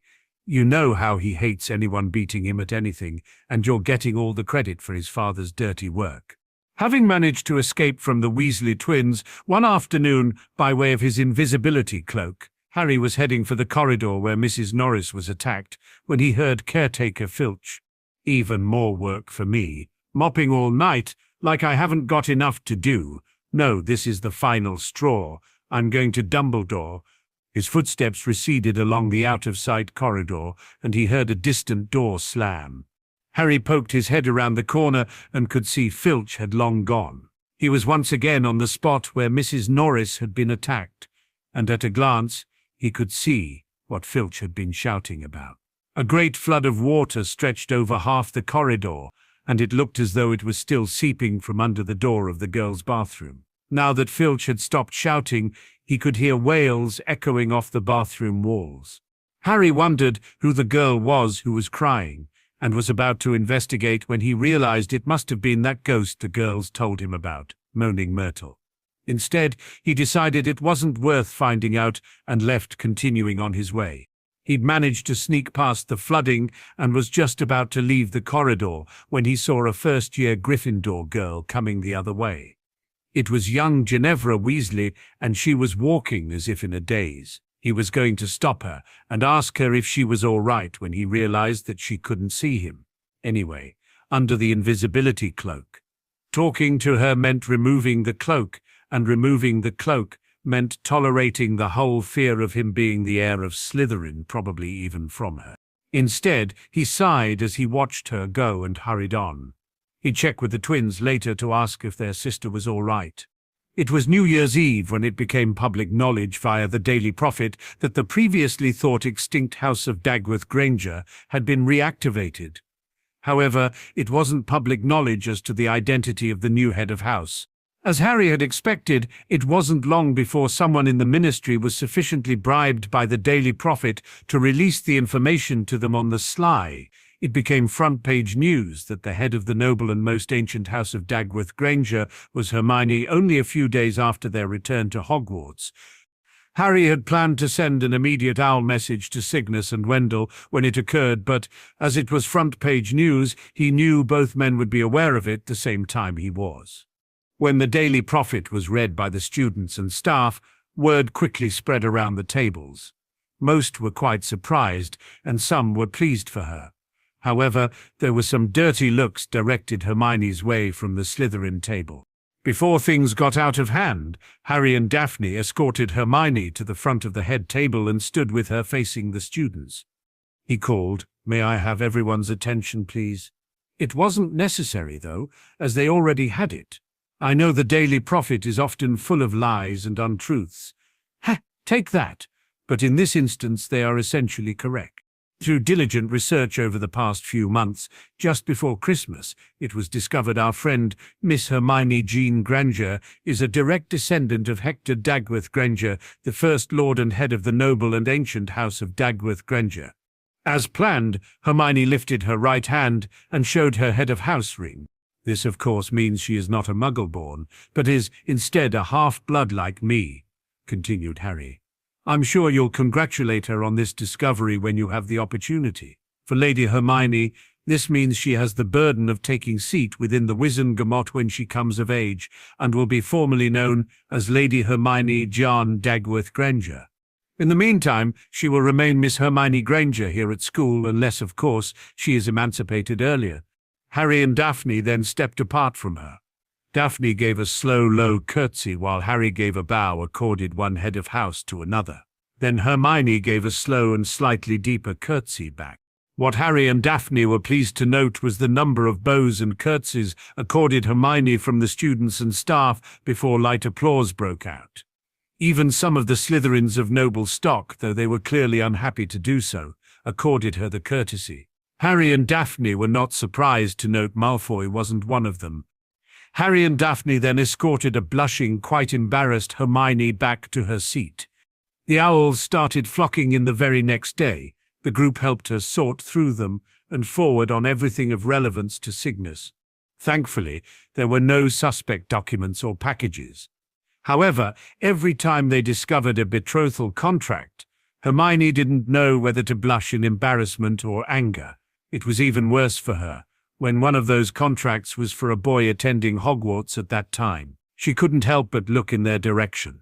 On his offer, Hermione left it to Harry, as her protector, to approach the boys concerned and let them know the contract would be formally refused once initial matters relating to her public recognition were resolved.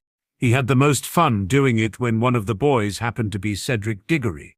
At lunch, on the day it was received, he approached the fourth-year Hufflepuff and asked to speak with him in private. They left the Great Hall and went into the antechamber off the entrance hall. "What is this about, Potter?" asked the older boy, clearly annoyed to have been called away from his friends. "Mr. Diggory," said Harry in his official voice, "as protector of Lady Hermione, and at her request, the duty has fallen to me to unofficially inform you at this time that though Lady Hermione is honored, your father believes she will make an excellent wife for you. His offer of a betrothal contract between yourself and her will not be accepted at this time." As he was talking, the older boy's face slowly changed from one of consternation and curiosity to one of complete shock and embarrassment. "He didn't," he spluttered. "I take it from your expression and words you were unaware of this," said Harry. "Then you have my apologies. I be the bearer of such news." I'm going to kill him," the older boy said. Harry grinned and said, "If it makes you feel better, I found out about my betrothal the day I went to the bank to see if I had any money left to me by my parents, only to find I was in an unescapable betrothal arrangement to a girl I'd never even heard of, let alone met before." The older boy snorted and said, "No, it doesn't," though it was clear his thoughts were on other matters. Harry just grinned even wider before stepping back, offering the older boy a head of house bow, which was almost unconsciously returned, and leaving him in the antechamber to his thoughts. Walking back into the great hall, he went up to the group of friends the older boy had been sitting with and said, "Cedric's just received a bit of a shock. He'll be along in a few moments after he's collected his thoughts." On returning to his own group of friends, he said to Hermione, "That's Mr. Diggory done. Like one of the others, he was unaware of it." They were just discussing another when Diggory walked in and went straight to his friends. He said a few words to them, and then, looking a little flushed, walked straight up to where Hermione was sitting with Harry and the others. When Hermione noticed him, Diggory gave a formal bow. As Susan was sitting right alongside Hermione on the side away from Diggory, she immediately began whispering in Hermione's ear, Hermione stood with Susan standing right behind her. She then formally curtsied back with only the slightest of bobs. The hall went silent as they watched the formal exchange. Lady Hermione, the older boy quietly said, clearly uncomfortable, I was unaware my father had offered you a betrothal contract. If I was aware of it in advance, I would have engaged in heated words with him on the matter. Please accept my apologies on behalf of House Diggory for my father's presumptuousness. With Susan whispering in her ear, Hermione replied, Mr. Diggory, on behalf of House Dagworth Granger, I accept your apology on behalf of House Diggory and hope this matter will not come between us. I will ensure it does not, Lady Hermione, the boy said. Thank you. Then he gave another formal bow to which Hermione responded with a curtsy of her own. Diggory quickly left and returned to his friends, giving Harry a nod of acknowledgement on the way past.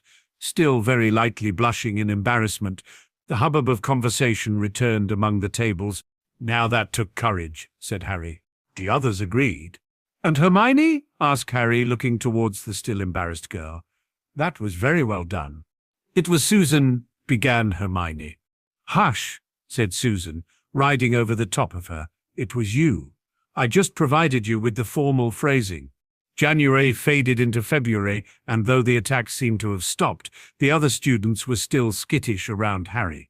However, most seemed to believe the attacks had stopped for good. Peeves wasn't helping matters, though. He kept popping up in the crowded corridors, singing "Oh, Potter, you rotter," now with a dance routine to match. Lockhart seemed to think he himself had made the attacks stop. Neville and Hermione overheard him telling Professor McGonagall so, while the Gryffindors were lining up for transfiguration. I don't think there'll be any more trouble, Minerva, he had said to her, tapping his nose knowingly and winking. I think the chamber has been locked for good this time. The culprit must have known it was only a matter of time before I caught him. Rather sensible to stop now, before I came down hard on him. They also said Lockhart was planning some sort of morale booster. And it became quite clear what that morale booster was on the 14th February. As he hadn't had much sleep the night before, finalizing his Valentine's Day gift for Daphne, when Harry entered the Great Hall, he thought for a moment he'd walked through the wrong doors.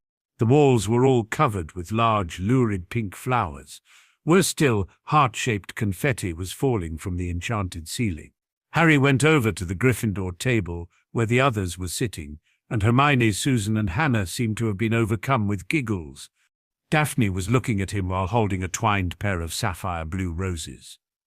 As he approached, she stood up and stepped over the bench seat before grabbing him by a fistful of his robes, yanking him in close and snogging him in front of everybody. This time, Harry chose to ignore the catcalls, although there were far fewer than the last year. Once he was allowed to come up for air, he asked, "All right, does someone want to tell me what's going on?" "You mean besides your betrothed snogging you senseless?" asked Tracy with a giggle. "I mean with the decorations," blushed Harry, trying to growl back. "To hell with the decorations," said Daphne, cutting in. "I want to know about my roses. Why and how blue?" "Well, the how is a simple color-changing charm," he replied.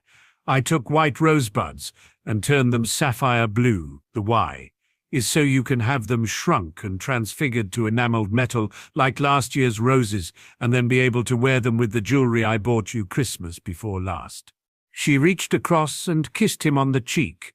"Thank you," she said. "That's very thoughtful, and I love them." "You're welcome," he softly replied. Finally, properly pulling apart, he asked the others, "Anyway, what's with all the giggling?" Susan just pointed at the head table and said, "Lockhart."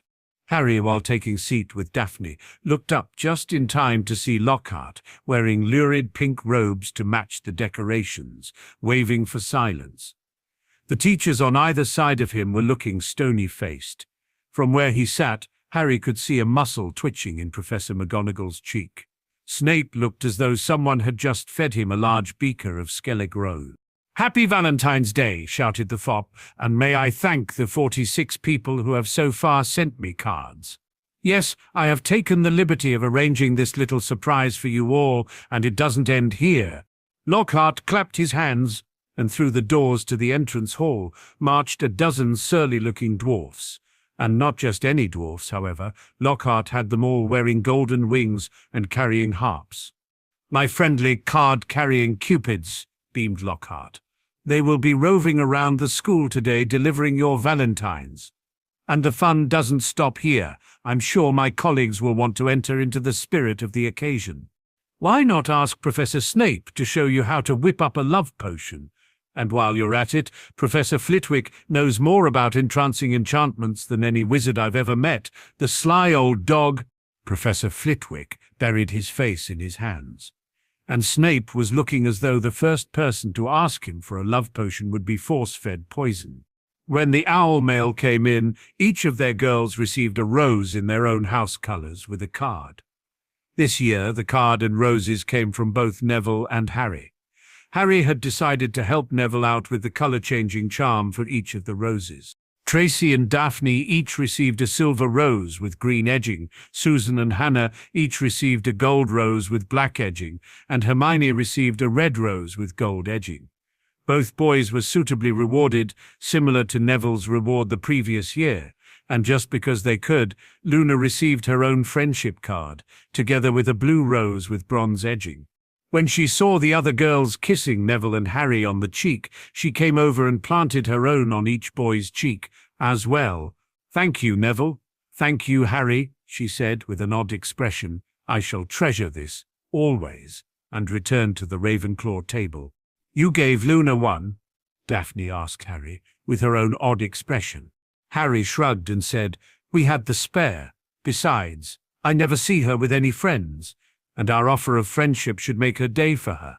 Harry was sitting with the others, except for Neville and Hermione, in their room within the come-and-go room when Neville came barreling in out of breath. He ran up to the back of the nearest couch and, placing both hands on the back of it, bent over. Hannah walked over and asked, "Neville, whatever is the matter?" Neville gave a wave signifying he was okay and looked up at Harry with almost a panicky expression. "Harry," he wheezed, "you need to run." Surprised, Harry asked, "Run? Why?" Panting, Neville replied, "Hermione received an account statement from the goblins concerning her family vaults." Harry suddenly sat up straight and, in a small voice, said, "Uh-oh." Still panting, Neville said, "She's on the warpath and coming here." "Harry, what did you do?" said Daphne, glaring at him. I gave Hermione a welcome to the ennobled club gift," he replied, a little fearful. "Harry, she's right, behind me," said a near-frantic Neville. "Yeah?" he replied. "I need to go." "Go where?" asked Susan. "Hide," replied Harry, getting up and about to make his way to the doors. Suddenly the doors to the room banged open and Hermione stood there, panting hard. She looked furious. Neville Elpton scampered over the couch to move to stand just behind Harry. "Harry James Potter," she barked. "And Neville Francis Longbottom?" "Oh, shite," said Harry, staring at Hermione in full Wrath of the Gods mode. She used our full names. "Now, Hermione," he tried. She stepped more fully into the room and slammed the door behind her. "Don't you dare try to come up with a lame excuse for this," she screeched, waving a set of Gringotts bank statements at the pair of them. Stammered Harry, before turning to a just as afraid Neville and muttering, "We need to get past her, Nev. You run around one side and I'll run around the other. It should make her hesitate long enough for us to make our escape." Neville just nodded without taking his eyes off Hermione. "What did you pair of reprobates do?" asked Susan with her own angry voice. "Not much, really," replied Harry, not looking towards her. "It was just a small thing. Nothing to get upset about, really." "A small thing?" snarled Hermione, having clearly heard. "A small thing?" "Get ready, Nev," muttered Harry out the side of his mouth. Hermione came stomping over. Both boys were happy they had a couch between her and them. Just as she reached the back of the couch, Harry snapped out, "Now!" and both boys took off in opposite directions, circling around the angry girl towards the door. "Come back here," she screeched at them. "Not a chance," yelled Harry, as he and Neville reached the door a half-second apart. Harry yanked the door open and Neville darted outside with Harry hot on his heels. They both took off for the secret passage, planning on getting out of the vicinity as quickly as possible. Inside the room, Hermione was glaring at the door and growling. "Hermione," called Daphne. Perhaps you should calm down, take a seat, and tell us what our two disobedient boys have done." After a few moments, Hermione huffed, releasing a lot of her anger. She walked around the couch and plonked herself down upon it. She then handed the documents that were clutched tightly in her hand to Daphne and growled, "They're not the only disobedient boys. Your father and Sirius are as much to blame. However, I can only get my hands on those two at the moment." Taking the documents, Daphne smoothed them out and began to read what was bothering Hermione so much. After a few seconds, she looked up and in a soft voice said, "Oh dear." "What did they do?" asked Hannah. Hermione sat back in her seat, crossed her arms and fumed quietly, muttering to herself. Gathering herself, Daphne replied, "Well, what Harry Neville, through his my father, and Sirius did was transfer money into the Dagworth Granger vaults." Frowning, Hannah asked, "How much?" 160,000 galleons, snarled Hermione. "How much?" squeaked Tracy. 160,000 galleons, snarled Hermione for a second time as if she hadn't done it already. The other girls were stunned. The first to recover, Susan asked, "But why?" Rifling through the documents, Daphne said, "According to the included documents, they're 4 separate open-ended loans of nil interest, for the purpose of re-establishing the noble and ancient house of Dagworth Granger." After a few moments, Tracy started laughing. "It's not funny," snarled Hermione. "Oh, yes, it is," replied Tracy, "and it's brilliant." The others thought that through for a bit before Daphne said, "She's right, it's brilliant." Surprised enough to knock her down from furious to just annoyed, Hermione asked, "Why?" "It's an incredibly Slytherin thing to do," said Tracy. "Now you're beholden to their 4 houses. So when it comes out that you wish to form an alliance with their houses, which would be politically wise, by the way, no one would question it." "Secondly," said Daphne, thinking, "it's a most noble thing to do for their fellow head of a noble house. It shows solidarity among the nobility, which is always a good thing." "They didn't ask first," snapped Hermione. "Which is even better," replied Daphne. "You're too noble to ask for help, and they're too noble not to give it. It'll also embarrass their political opponents within the Wizengamot." The others, except Hermione, were nodding in understanding. "Daphne and Tracy are right, Hermione. This is a good thing they've done," said Susan. "It's still a lot of money," grumbled Hermione. "Not at our level," said Daphne. "This only represents a small investment for our houses." "My dad's going to flip out when he sees this," said Hermione. "You leave him up to my father and Sirius," replied Daphne. "They'll explain it to him enough to get him to accept the help it is." "So I'm not allowed to tear strips off either of them?" grumble-whined the girl. "Oh no," said Susan. "You still get to do that. After all, they're boys, and they should have at least let us know what they were going to do." "So, how do I get back at them?" asked Hermione, much calmer. "Why, we're going to play on their being gentlemen for starters," said Tracy with an evil grin. "Here's what we're going to do." All 5 girls sat forward from where they were sitting and plotted revenge. Harry and Neville felt simultaneous shivers down their backs. The next evening found both Harry and Neville sprawled off their bench seats opposite each other and over the table. The girls were sitting not far apart, prim and proper, with evil smirks on their faces. The rest of the nearby student body was surreptitiously watching with interest. "I'm dying," moaned Neville. "Me too," moaned Harry. "Come now, gentlemen," said Hannah primly. "It's only the proper thing to do, to carry a lady's bag for her." "You put every heavy book you had in your bag?" whined Harry. "Hermione's was worse," whimpered Neville. "Well, you didn't expect us to lug that heavy weight around, did you?" asked Susan. "You should be grateful we deigned to allow you the honor of carrying them for us," said Tracy, a bit prissily.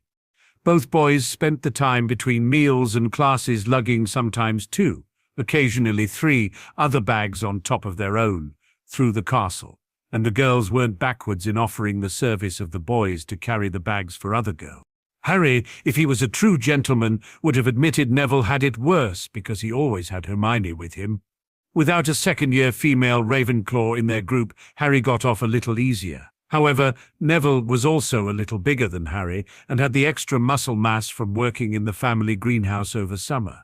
"I didn't think there was such a thing as an evil Hufflepuff," moaned Neville, "until today." "The Slytherins are still worse," moaned Harry. They're more creative. Eat your dinner, you two, said Daphne with a lightly scolding voice. We want to get some combat training in tonight. Oh, good, sighed Neville. You can train while I study. Sorry, no, said Hermione. We want to train against real people. There's 5 of you, moaned Harry. That's enough. Sorry, future husband of mine, said Daphne, not sounding at all sorry. We voted and decided it's girls against boys tonight. Oh, Merlin, whimpered Harry. Shield charms and stinging hexes only, said Hannah. You'll need to eat up so you can build your strength back up for tonight. Neville just whimpered while Harry gave signs he'd gone catatonic. The girls all grinned at each other. The boys in the student body, sitting nearby, just thanked Merlin they were not on the receiving end of the punishment Harry and Neville were obviously receiving. February turned into March, and then April. There'd been no further attacks since the one just before Christmas break, and Easter was fast approaching. Harry had played another game of inter-house Quidditch, playing as Seeker for Ravenclaw against Slytherin, and this time there was no psychotic bludger to deal with. However, the entire Slytherin team were on brand new Nimbus 2001s with Draco Malfoy as Seeker. Harry thought it was going to be a difficult game and they'd be lucky to win. However, what was even worse was the level of cheating the Slytherins engaged in. Harry was often pinned in both sides by opposing players, and he received a belting from a beater's bat on more than one occasion. He was just thankful he now wore top-quality armor under his outer robes. Otherwise, he'd have been knocked off his broom or seriously injured before the game was even partway through. By the time Harry had caught the snitch, one of the Ravenclaw beaters and one chaser were out due to injury. Harry thought the game lost. At that point, however, Draco was such a poor seeker, Ravenclaw were able to scrape a win by 10 points once he caught the snitch, simply by outflying his wannabe nemesis. During their Easter holidays, the second years were given something new to think about. The time had come to choose their subjects for their third year, a matter the entire group took very seriously. It could affect our whole future, she told the others as they pored over lists of new subjects, marking them with checks. I just want to give up potions, said Harry. We can't, said Neville gloomily. We keep all our old subjects, or I would have ditched potions too. But that's very important, said Hermione, shocked, especially if you want to go into herbology, Neville. Not the way Snape teaches it, said Harry. I haven't learned anything from him except how not to be a professor. Everything I've learned in that class I've taught myself from the texts. In class, I just do everything from what I've learned through the books and tend to ignore him. Neville had been sent letters from all the witches and wizards in his family, all giving him different advice on what to choose. Confused and worried, he sat reading the subject lists with his tongue poking out, asking people whether they thought arithmancy sounded more difficult than the study of ancient runes. Eventually, Hannah took pity on him and helped him to choose care of magical creatures and ancient runes, and explained how they would both help in a career in herbology. Hermione took nobody's advice and signed up for everything. Harry smiled grimly to himself at the thought of what Uncle Vernon and Aunt Petunia would have said if he tried to discuss his career in wizardry with them. Not that he didn't get any guidance. Cygnus, Isabel, Sirius, and even Remus were eager to share their experiences. Depends where you want to go, Harry, said Sirius via mirror to mirror.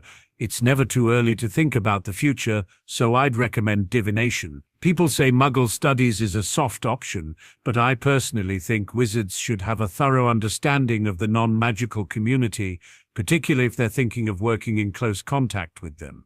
Play to your strengths, Harry. But the only thing Harry felt he was really good at was memorizing Quidditch and losing his temper. In the end, he chose the same new subjects as Daphne, arithmancy and ancient runes, feeling that if he was lousy at them, at least he'd have someone friendly to help him. And he was told they were both devilishly hard subjects. At least it could be something that would be a challenge for him, he hoped. At the last moment, he also added Muggle studies to the list. He'd heard from older Muggleborns and raised the previous year just how out of date the subject material actually was, and wanted to see it for himself.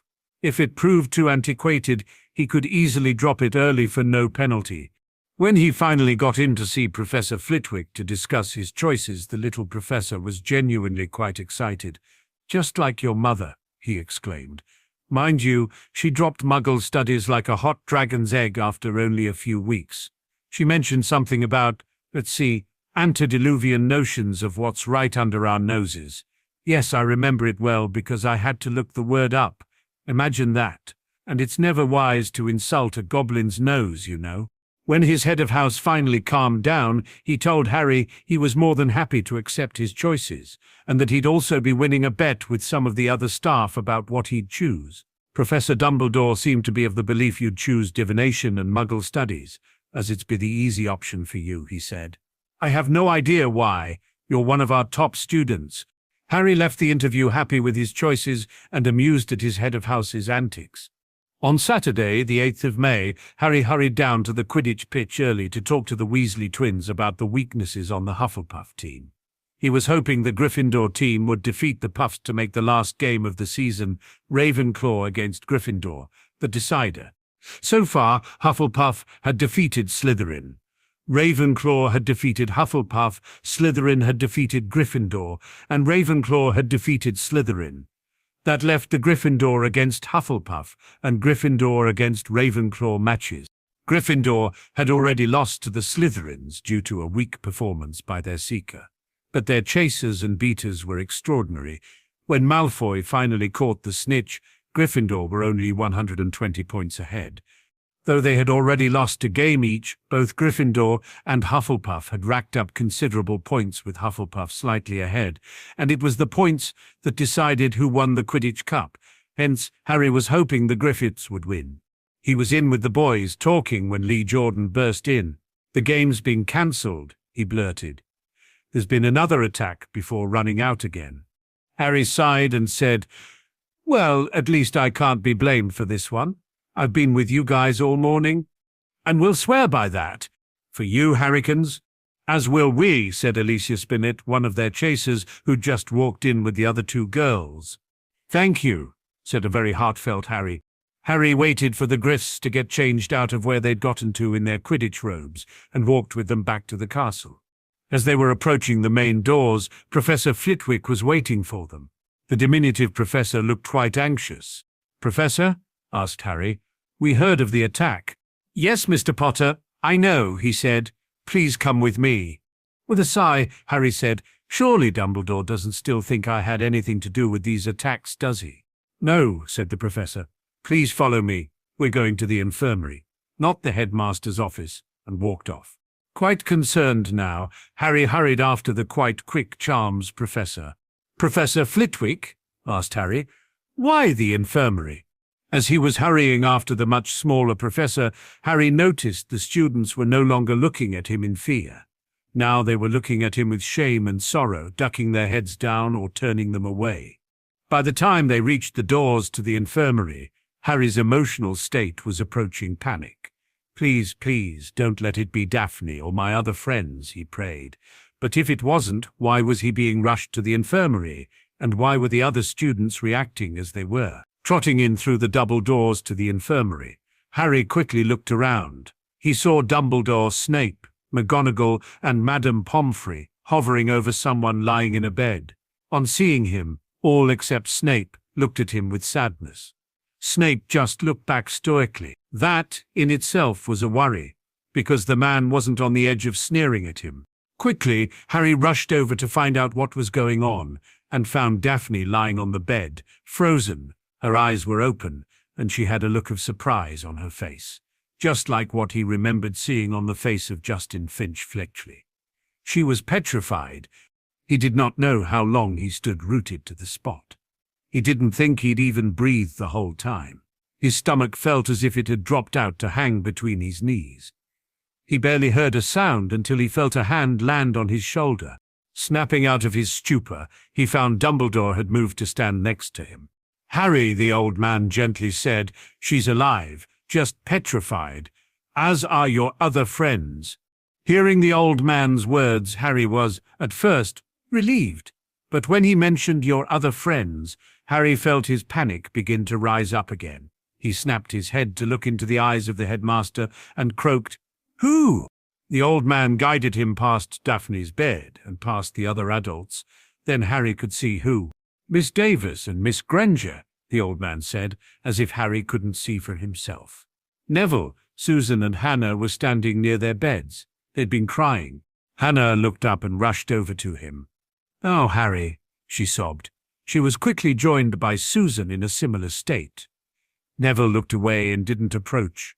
Turning to Dumbledore and the other adults, he asked, "What happened?" "No, I can see that." "How did it happen? Where were they found?" "They were on the second floor," said Dumbledore sadly. "Near the intersection of two corridors, Miss Granger had a mirror in her hand, and Miss Greengrass and Miss Davis were either side of her." Harry slowly made his way back to his betrothed's side. The adults allowed him through. Dumbledore conjured a tall chair for him, and he sat down in it with a nod of gratitude. He gently reached out and placed his hand over Daphne's own, where it appeared to be holding her robes against herself low on her chest. Her other hand appeared to be reaching out as if she was resting it on someone's back. "Have you asked the portraits what they saw?" asked Harry.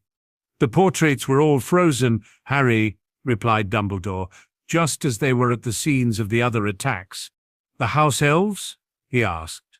"What about them?" asked the headmaster. "Have you asked them if they saw anything or have any information?" Harry almost snarled. No," replied the old man, "but that is a good idea. Thank you, Harry." "The castle ghosts?" he asked.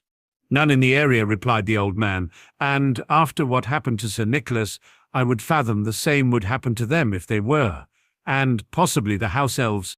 Anywho, I must toddle off. I'm about to expect visitors." He didn't know how long he'd sat there, but the adults had all left before he next noticed. The two girls and Neville were also gone. Rising, he moved away from Daphne to visit Tracy on the next bed. Standing between the two, he could see how it appeared both girls were leaning over the bent-over form of another. Moving to Hermione on the next bed, he could see she had been laid on her side. She appeared to be hunched over and peering at something in her right hand, which was held out before her. Her left hand was against herself, holding her robes in tight. Finally, Harry noticed Neville hadn't left, and was, in fact, sitting on the floor against the wall with his knees drawn up to his chest and his head resting on his knees. His arms were wrapped around his folded legs. "Neville," called Harry to his friend. Neville didn't move except to shuffle his feet slightly. A few moments later, Harry saw the other boy's shoulders jiggle slightly. He was crying. Harry moved to kneel in front of his only male friend. With a sigh, he softly called, "Neville, please look at me." After a few moments, Neville raised his head and, sobbing, said, "I couldn't protect them, Harry. They got hurt because I couldn't protect them." Harry was stunned. He was stunned that his friend felt he had somehow let him down by not protecting their girls. And he was stunned that his friend had taken that role onto his own shoulders. "Bullshit," snarled Harry, looking the boy in the eyes and hoping he'd look back. "It was not your job to protect them. That role belongs to the headmaster and his staff. They failed to protect them. They let us down." Harry reached out with his hand and gripped the other boy by his chin, turning his face to force the boy to look at him. "Look me in the eyes, Neville, and see the truth." Neville stared back through tear-filled eyes. "I, Harry James Potter, do not accept nor recognize that my friend Neville Francis Longbottom is in any way culpable for the harm caused upon our loved ones. Daphne Greengrass, Tracy Davis, and Hermione Granger," he firmly said. "Do you accept my word?" Harry let him go, and Neville took a couple of deep breaths before firmly nodding. "Good," said Harry firmly. Then he stood and offered his arm to Neville. Neville accepted the offered arm, and Harry helped him to his feet. The other boy used the sleeves of his robe to wipe his eyes clear. "Now," said Harry, "I, Susan and Hannah are going to figure out just what is causing this. Then you and I are going to go and deal with it. Agreed?" Neville nodded a couple of times with his head before he lifted his chin, stared back at Harry with grim determination, and said, "Where a Potter goes, a Longbottom will be with him. And where a Longbottom goes, a Potter will be there at his side," said Harry, holding his right hand out. Neville reached out with his own right hand, and they warrior gripped each other's forearms just as the two girls walked back in. "How much did you hear?" asked Neville. "Almost all of it," said Susan. "Where do we start?" asked Hannah. The scene of the crime, said Harry. We know what happened. Now we're going to go and see where it happened. There's something about the body positioning of the victims that I think contains the answer, or part of the answer, to this. I'm hoping the scene of the crime will give up more information. I know where it happened, coughed Neville. I was one of the first people on the scene. All right, said Harry. Let's go and have a butcher's. The other three didn't understand the term, but knew what he meant. They were about to leave when Harry said, Wait one, please. He walked back to Daphne, leaned over the bed, and gently kissed her on her cool lips. I love you, he whispered. After a moment, he straightened and walked over to Tracy. He kissed her on the forehead and said, We'll be back when we can. Then moved to Hermione and did the same. Straightening up from Hermione, he said, All right, now I'm ready. The four left the infirmary to begin their investigations. Neville led them directly to the spot. He indicated where they were standing and what else he saw. With a frown, Harry stood and bent over a little like he saw Hermione's frozen pose and asked, Here, like this, Nev. Almost, said Neville. Susan suddenly fished a small mirror out of her pocket and stepped forward, offering it to Harry. Here, she said. Hermione was holding this when she was found. Harry accepted the mirror and gratefully said, Thank you. Then he bent back over and tried to hold the mirror like he remembered her hand positioned. Like this, he asked. Neville moved to stand where it looked like Daphne was standing. He even placed his hand in the middle of Harry's back. Yeah, that's about it, replied Neville. Harry stared at the mirror and found, if he angled it just slightly from where it was, he could see straight down the middle of the cross corridor. Damn, he said. That's what she was doing. What? Asked Hannah. Hang on a sec, he replied. Nev, from where you think Daphne was standing, look at the mirror in my hand and tell me what you see. Neville moved slightly and after a moment said, I can see down the other corridor. Good, said Harry. Now move to where you think Tracy was standing and do the same thing. Neville moved to Harry's other side and stood as if he was leaning against him a little. A few moments later he said, I can see down the corridor from here too. All right, ladies, if you wouldn't mind, head down the corridor until I tell you to stop, please, he asked them. Both girls jogged down the corridor until Harry barked, Stop! Looking in the mirror, he said, Can you move to your left a couple steps? The girls moved as requested. Good, called Harry. All right, how much of either of us can you see? Susan called back. Just your hand with the mirror and the top of your head. We can't see Neville at all. Good, he called back before straightening up and stepping forward. All right, come back. Thank you. The girls came back and Harry was standing there with a frown. What are you thinking? Asked Susan. She understood a scene reenactment when she saw one, or in this case participated in one. She'd helped her aunt out with such a couple of times when it dealt with something around a small child. Whatever it is causing this, it isn't something coming in contact with the victims, said Harry. And it's not a cast spell, else it would never have hit Daphne or Tracy. Unless it hit the mirror first, said Susan. A spell hitting the mirror would not have hit all three at the same time, muttered Harry. Which is clearly what happened here. Something affected all three together. Their combined frozen poses tell us that... I'm going to need to take a look at the other victims, said Harry. I hope there will be something about them that gives us more information we can work with. After dinner, Harry, said Susan. It's getting late and we need to eat. With a sigh, Harry nodded and said, You're right. As the four walked into the great hall, the student body fell silent. Some whispered to their friends and others alongside them. Neville led them to the Gryffindor table, and the Gryffindor Quidditch team motioned them over, especially the Weasley twins, who made room for them. Harry sat at the bench next to Alicia Spinnet, who surprisingly lifted her arm and gave him a hug with it. Harry sighed and said, Thank you. I don't know how I'm going to handle these 3 weeks until the Mandrake draft is brewed and administered. Slowly, the noise around the hall increased. Susan, sitting on the other side of him, was trying to push him to eat, and reluctantly he was loading his plate. He looked up at the head table and noticed Dumbledore wasn't there. Where's Dumbledore? He asked Alicia. Rumour has it he was sacked late this afternoon, replied Alicia, and Hagrid's been sent to Azkaban for opening the Chamber of Secrets again. "Oh, for crying out loud," said Harry, getting loud himself. "Are all witches and wizards in this god-forsaken world stupid?" Harry slammed his cutlery down and stood up. The hall went quiet again. "Here we go," muttered Neville. Harry stepped back over his bench seat and turned to the rest of the hall before turning to the head table. "Unlike the majority in this hall who have repeatedly demonstrated to me each day that they completely lack any logical thought process, I prefer to actually find out information from those who might actually know before I consider jumping to any harebrained conclusions." "And he's off and running," murmured Neville to Hannah, sitting alongside him. She quietly whacked him on his arm. Professor McGonagall was Albus Dumbledore stood down from his place as headmaster today, and was groundskeeper Rubeus Hagrid arrested and sent to Azkaban. Professor McGonagall stared back with her lips a little pursed. "Mr. Potter, I realize you've had a very bad day today," she started.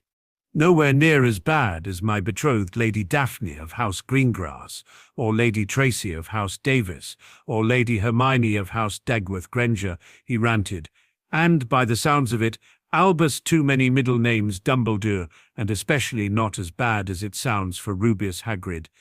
Now, I've just spent the better part of this school year, over 8 naffing months, being accused as being the heir of Slytherin, and being the one who is the cause of 5 students, a ghost and a mangy old cat being petrified. And all because you, Albus, and the rest of your staff didn't stamp on it from the get-go as being verbal bullying as you should have done. So, for the purpose of clarification and replacing rumour with fact, was Dumbledore sacked today, and was Rubeus Hagrid carted off to Azkaban for a crime what any idiot can quickly prove he did not commit?" "Yes, Mr. Potter," she coldly said. "To both." That got a lot of the students animated with gasps of shock and whispering.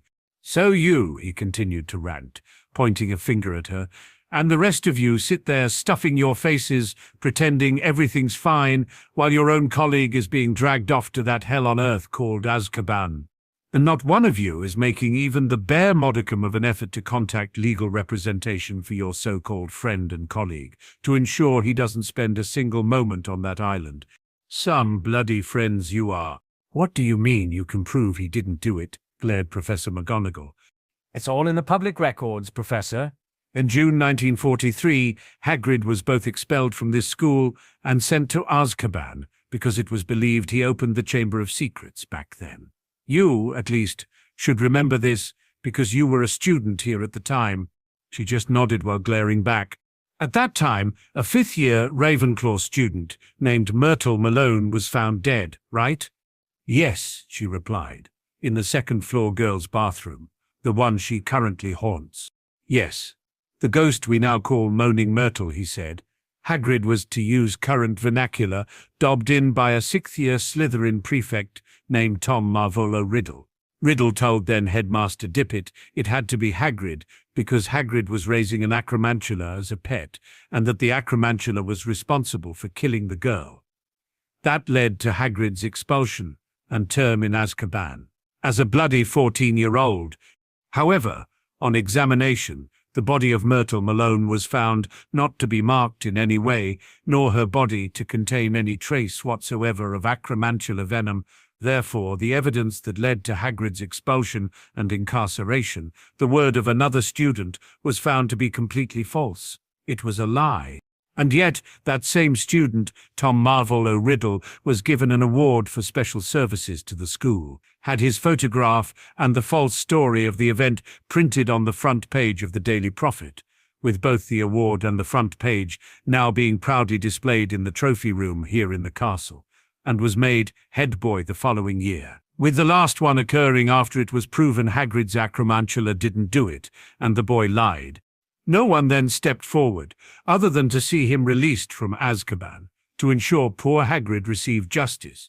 His wand was unjustly snapped, he was forever forbidden from using magic even after the evidence against him was proven false, and he was effectively exonerated. And the only job he's ever held is the low-paying one of groundskeeper, here at the Hogwarts.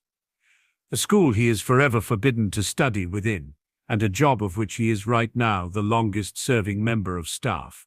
Your staff, And the most galling of all, Professor, is that you were a seventh-year Gryffindor prefect here at Hogwarts at the time all this was happening, and Dumbledore was the Transfiguration Professor. You know all this. In only 1 month it will be the 50th anniversary of Hagrid's unjust punishment. And in all that time you and Dumbledore both, let alone anyone else, have done nothing to help Hagrid clear his name and to finally get the magical education he is due. Well, now it's happening again. Poor Hagrid is being carted off with no evidence whatsoever. He is responsible for this latest so-called opening of the Chamber of Secrets, and not one of you are stepping forward to stop it. So, Professor, I now ask you all, are you going to sit there and continue to stuff your faces, or get off your asses and get your friend and colleague the proper legal representation he should have had in the first place? In the silence that followed, Professor Flitwick slowly rose to stand on his seat. Well reasoned, Mr. Potter. Now, if you will excuse me, I have a flu call to make. No, Felius, McGonagall said, reaching out her hand, without looking, to grab the charms master by his arm. I do. Without another word, Professor McGonagall used a napkin to lightly wipe her mouth, placed it alongside her plate, rose, and quickly left the great hall by the staff entrance. Professor Flitwick hurried after her. That got the student body talking excitedly among themselves. Just as Harry was about to return to the Gryffindor table, Snape snarked. 100 points from Ravenclaw for your cheek and effrontery, Potter. Harry ignored him and returned to sitting at the table. He didn't have the strength to snark back at the man that effrontery and cheek meant the same thing. Bloody hell, Harry, said Neville. When you go on a rant, you really don't hold back. Oh, I'm not finished, said Harry, picking up a goblet of pumpkin juice and downing more than half of it in one go. I have no doubt I'll be embarrassing Lockhart the same way in the near future. Thinking about it and shaking his head, he said, No, I've got a better way than just talking about it, even if it is in front of a full sitting in the Great Hall. Both Professors McGonagall and Flitwick returned to the Great Hall and resumed their meals about 30 minutes later.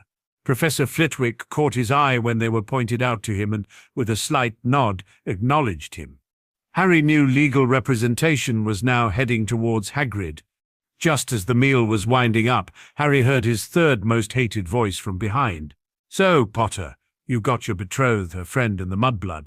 Before anyone could even attempt to reach out to stop him, Harry was up off the bench, jumped up onto it while turning about, and jumping off the other side while his left fist swung down from on high to crack solidly against Malfoy's right cheekbone. Landing on his feet, Harry stepped forward as Malfoy staggered back, and Rabbit punched him as hard as he could with an uppercut to the solar plexus.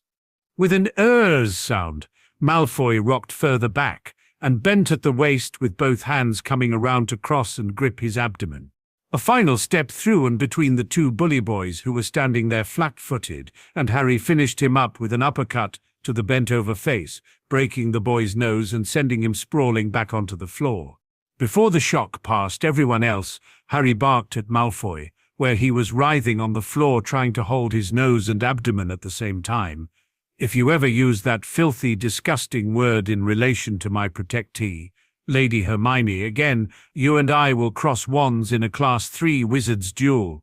Potter, barked Snape as he was hurrying from the head table, followed by Professors Flitwick and, lastly, McGonagall. 100 points from Ravenclaw for that disgusting display of fisticuffs, and detention with me for the rest of the school year. No, snarled back Harry. I refuse to recognize any form of punishment meted out by you or anyone else until a proper and full investigation is carried out by the deputy head as per the Charter of Hogwarts School of Witchcraft and Wizardry, Section 9, subsection 16. How dare you, snarled Snape, after a few moments of incoherence due to anger. I dare, Potions Master Snape, because I am in the right, snarled Harry. As is any student who makes the same claim when met with the overtly biased nonsense you laughingly call discipline. I'll handle this, Severus, barked Professor McGonagall, coming forward at last. Mr. Potter is correct in who deals with this sort of incident. Snape, though he looked fit to blow a gasket, just glared at Harry before he levitated Malfoy and headed off with him to the infirmary. The two bully boys looked set to follow when Harry said, "Freeze right where you are, you two. Your witnesses and I won't have you heading off to collaborate on your stories. Mr. Crabbe, Mr. Goyle, stay right here, ordered Professor McGonagall. Turning back to Harry, she demanded, "All right, Mr. Potter, explain to me why you felt it necessary to strike Mr. Malfoy repeatedly like that." "Certainly, Professor," replied Harry in a calmer voice. "When you hear it, please note, I'm also willing to provide a pensive memory of the entire event." McGonagall nodded once in acknowledgement, and Harry relayed the entire event with the dialogue included verbatim. Looking around, she asked, "Is there anyone here that has a different view of what happened?" No one disagreed, not even either bully boy. Then Harry said, "I remind you, Professor, that Miss Granger has worn the Potter crest on her left shoulder since the 31st of October 1991, thus signifying she is a protectee of the noble and most ancient House of Potter. Mr. Malfoy is fully aware of what that means. He is also, no doubt, fully aware of what action I could have taken and may have to take yet, and did not." Professor McGonagall grimly nodded back and said, "I certainly hope that will not become necessary." "As do I," said Harry. "However, I will not flinch in carrying out my sworn duty to my protectee." With a resigned nod, she said, "Right now I must interview Mr. Malfoy. I trust I will be able to find you in the Ravenclaw common room if I need to speak with you again on this matter tonight." "Yes, Professor," he replied. He had wanted to go and visit Daphne and the other girls for the rest of the night, but knew he couldn't go there now that Malfoy was in there. As she and Professor Flitwick left to go to the infirmary, Harry turned to his friends and said, "If you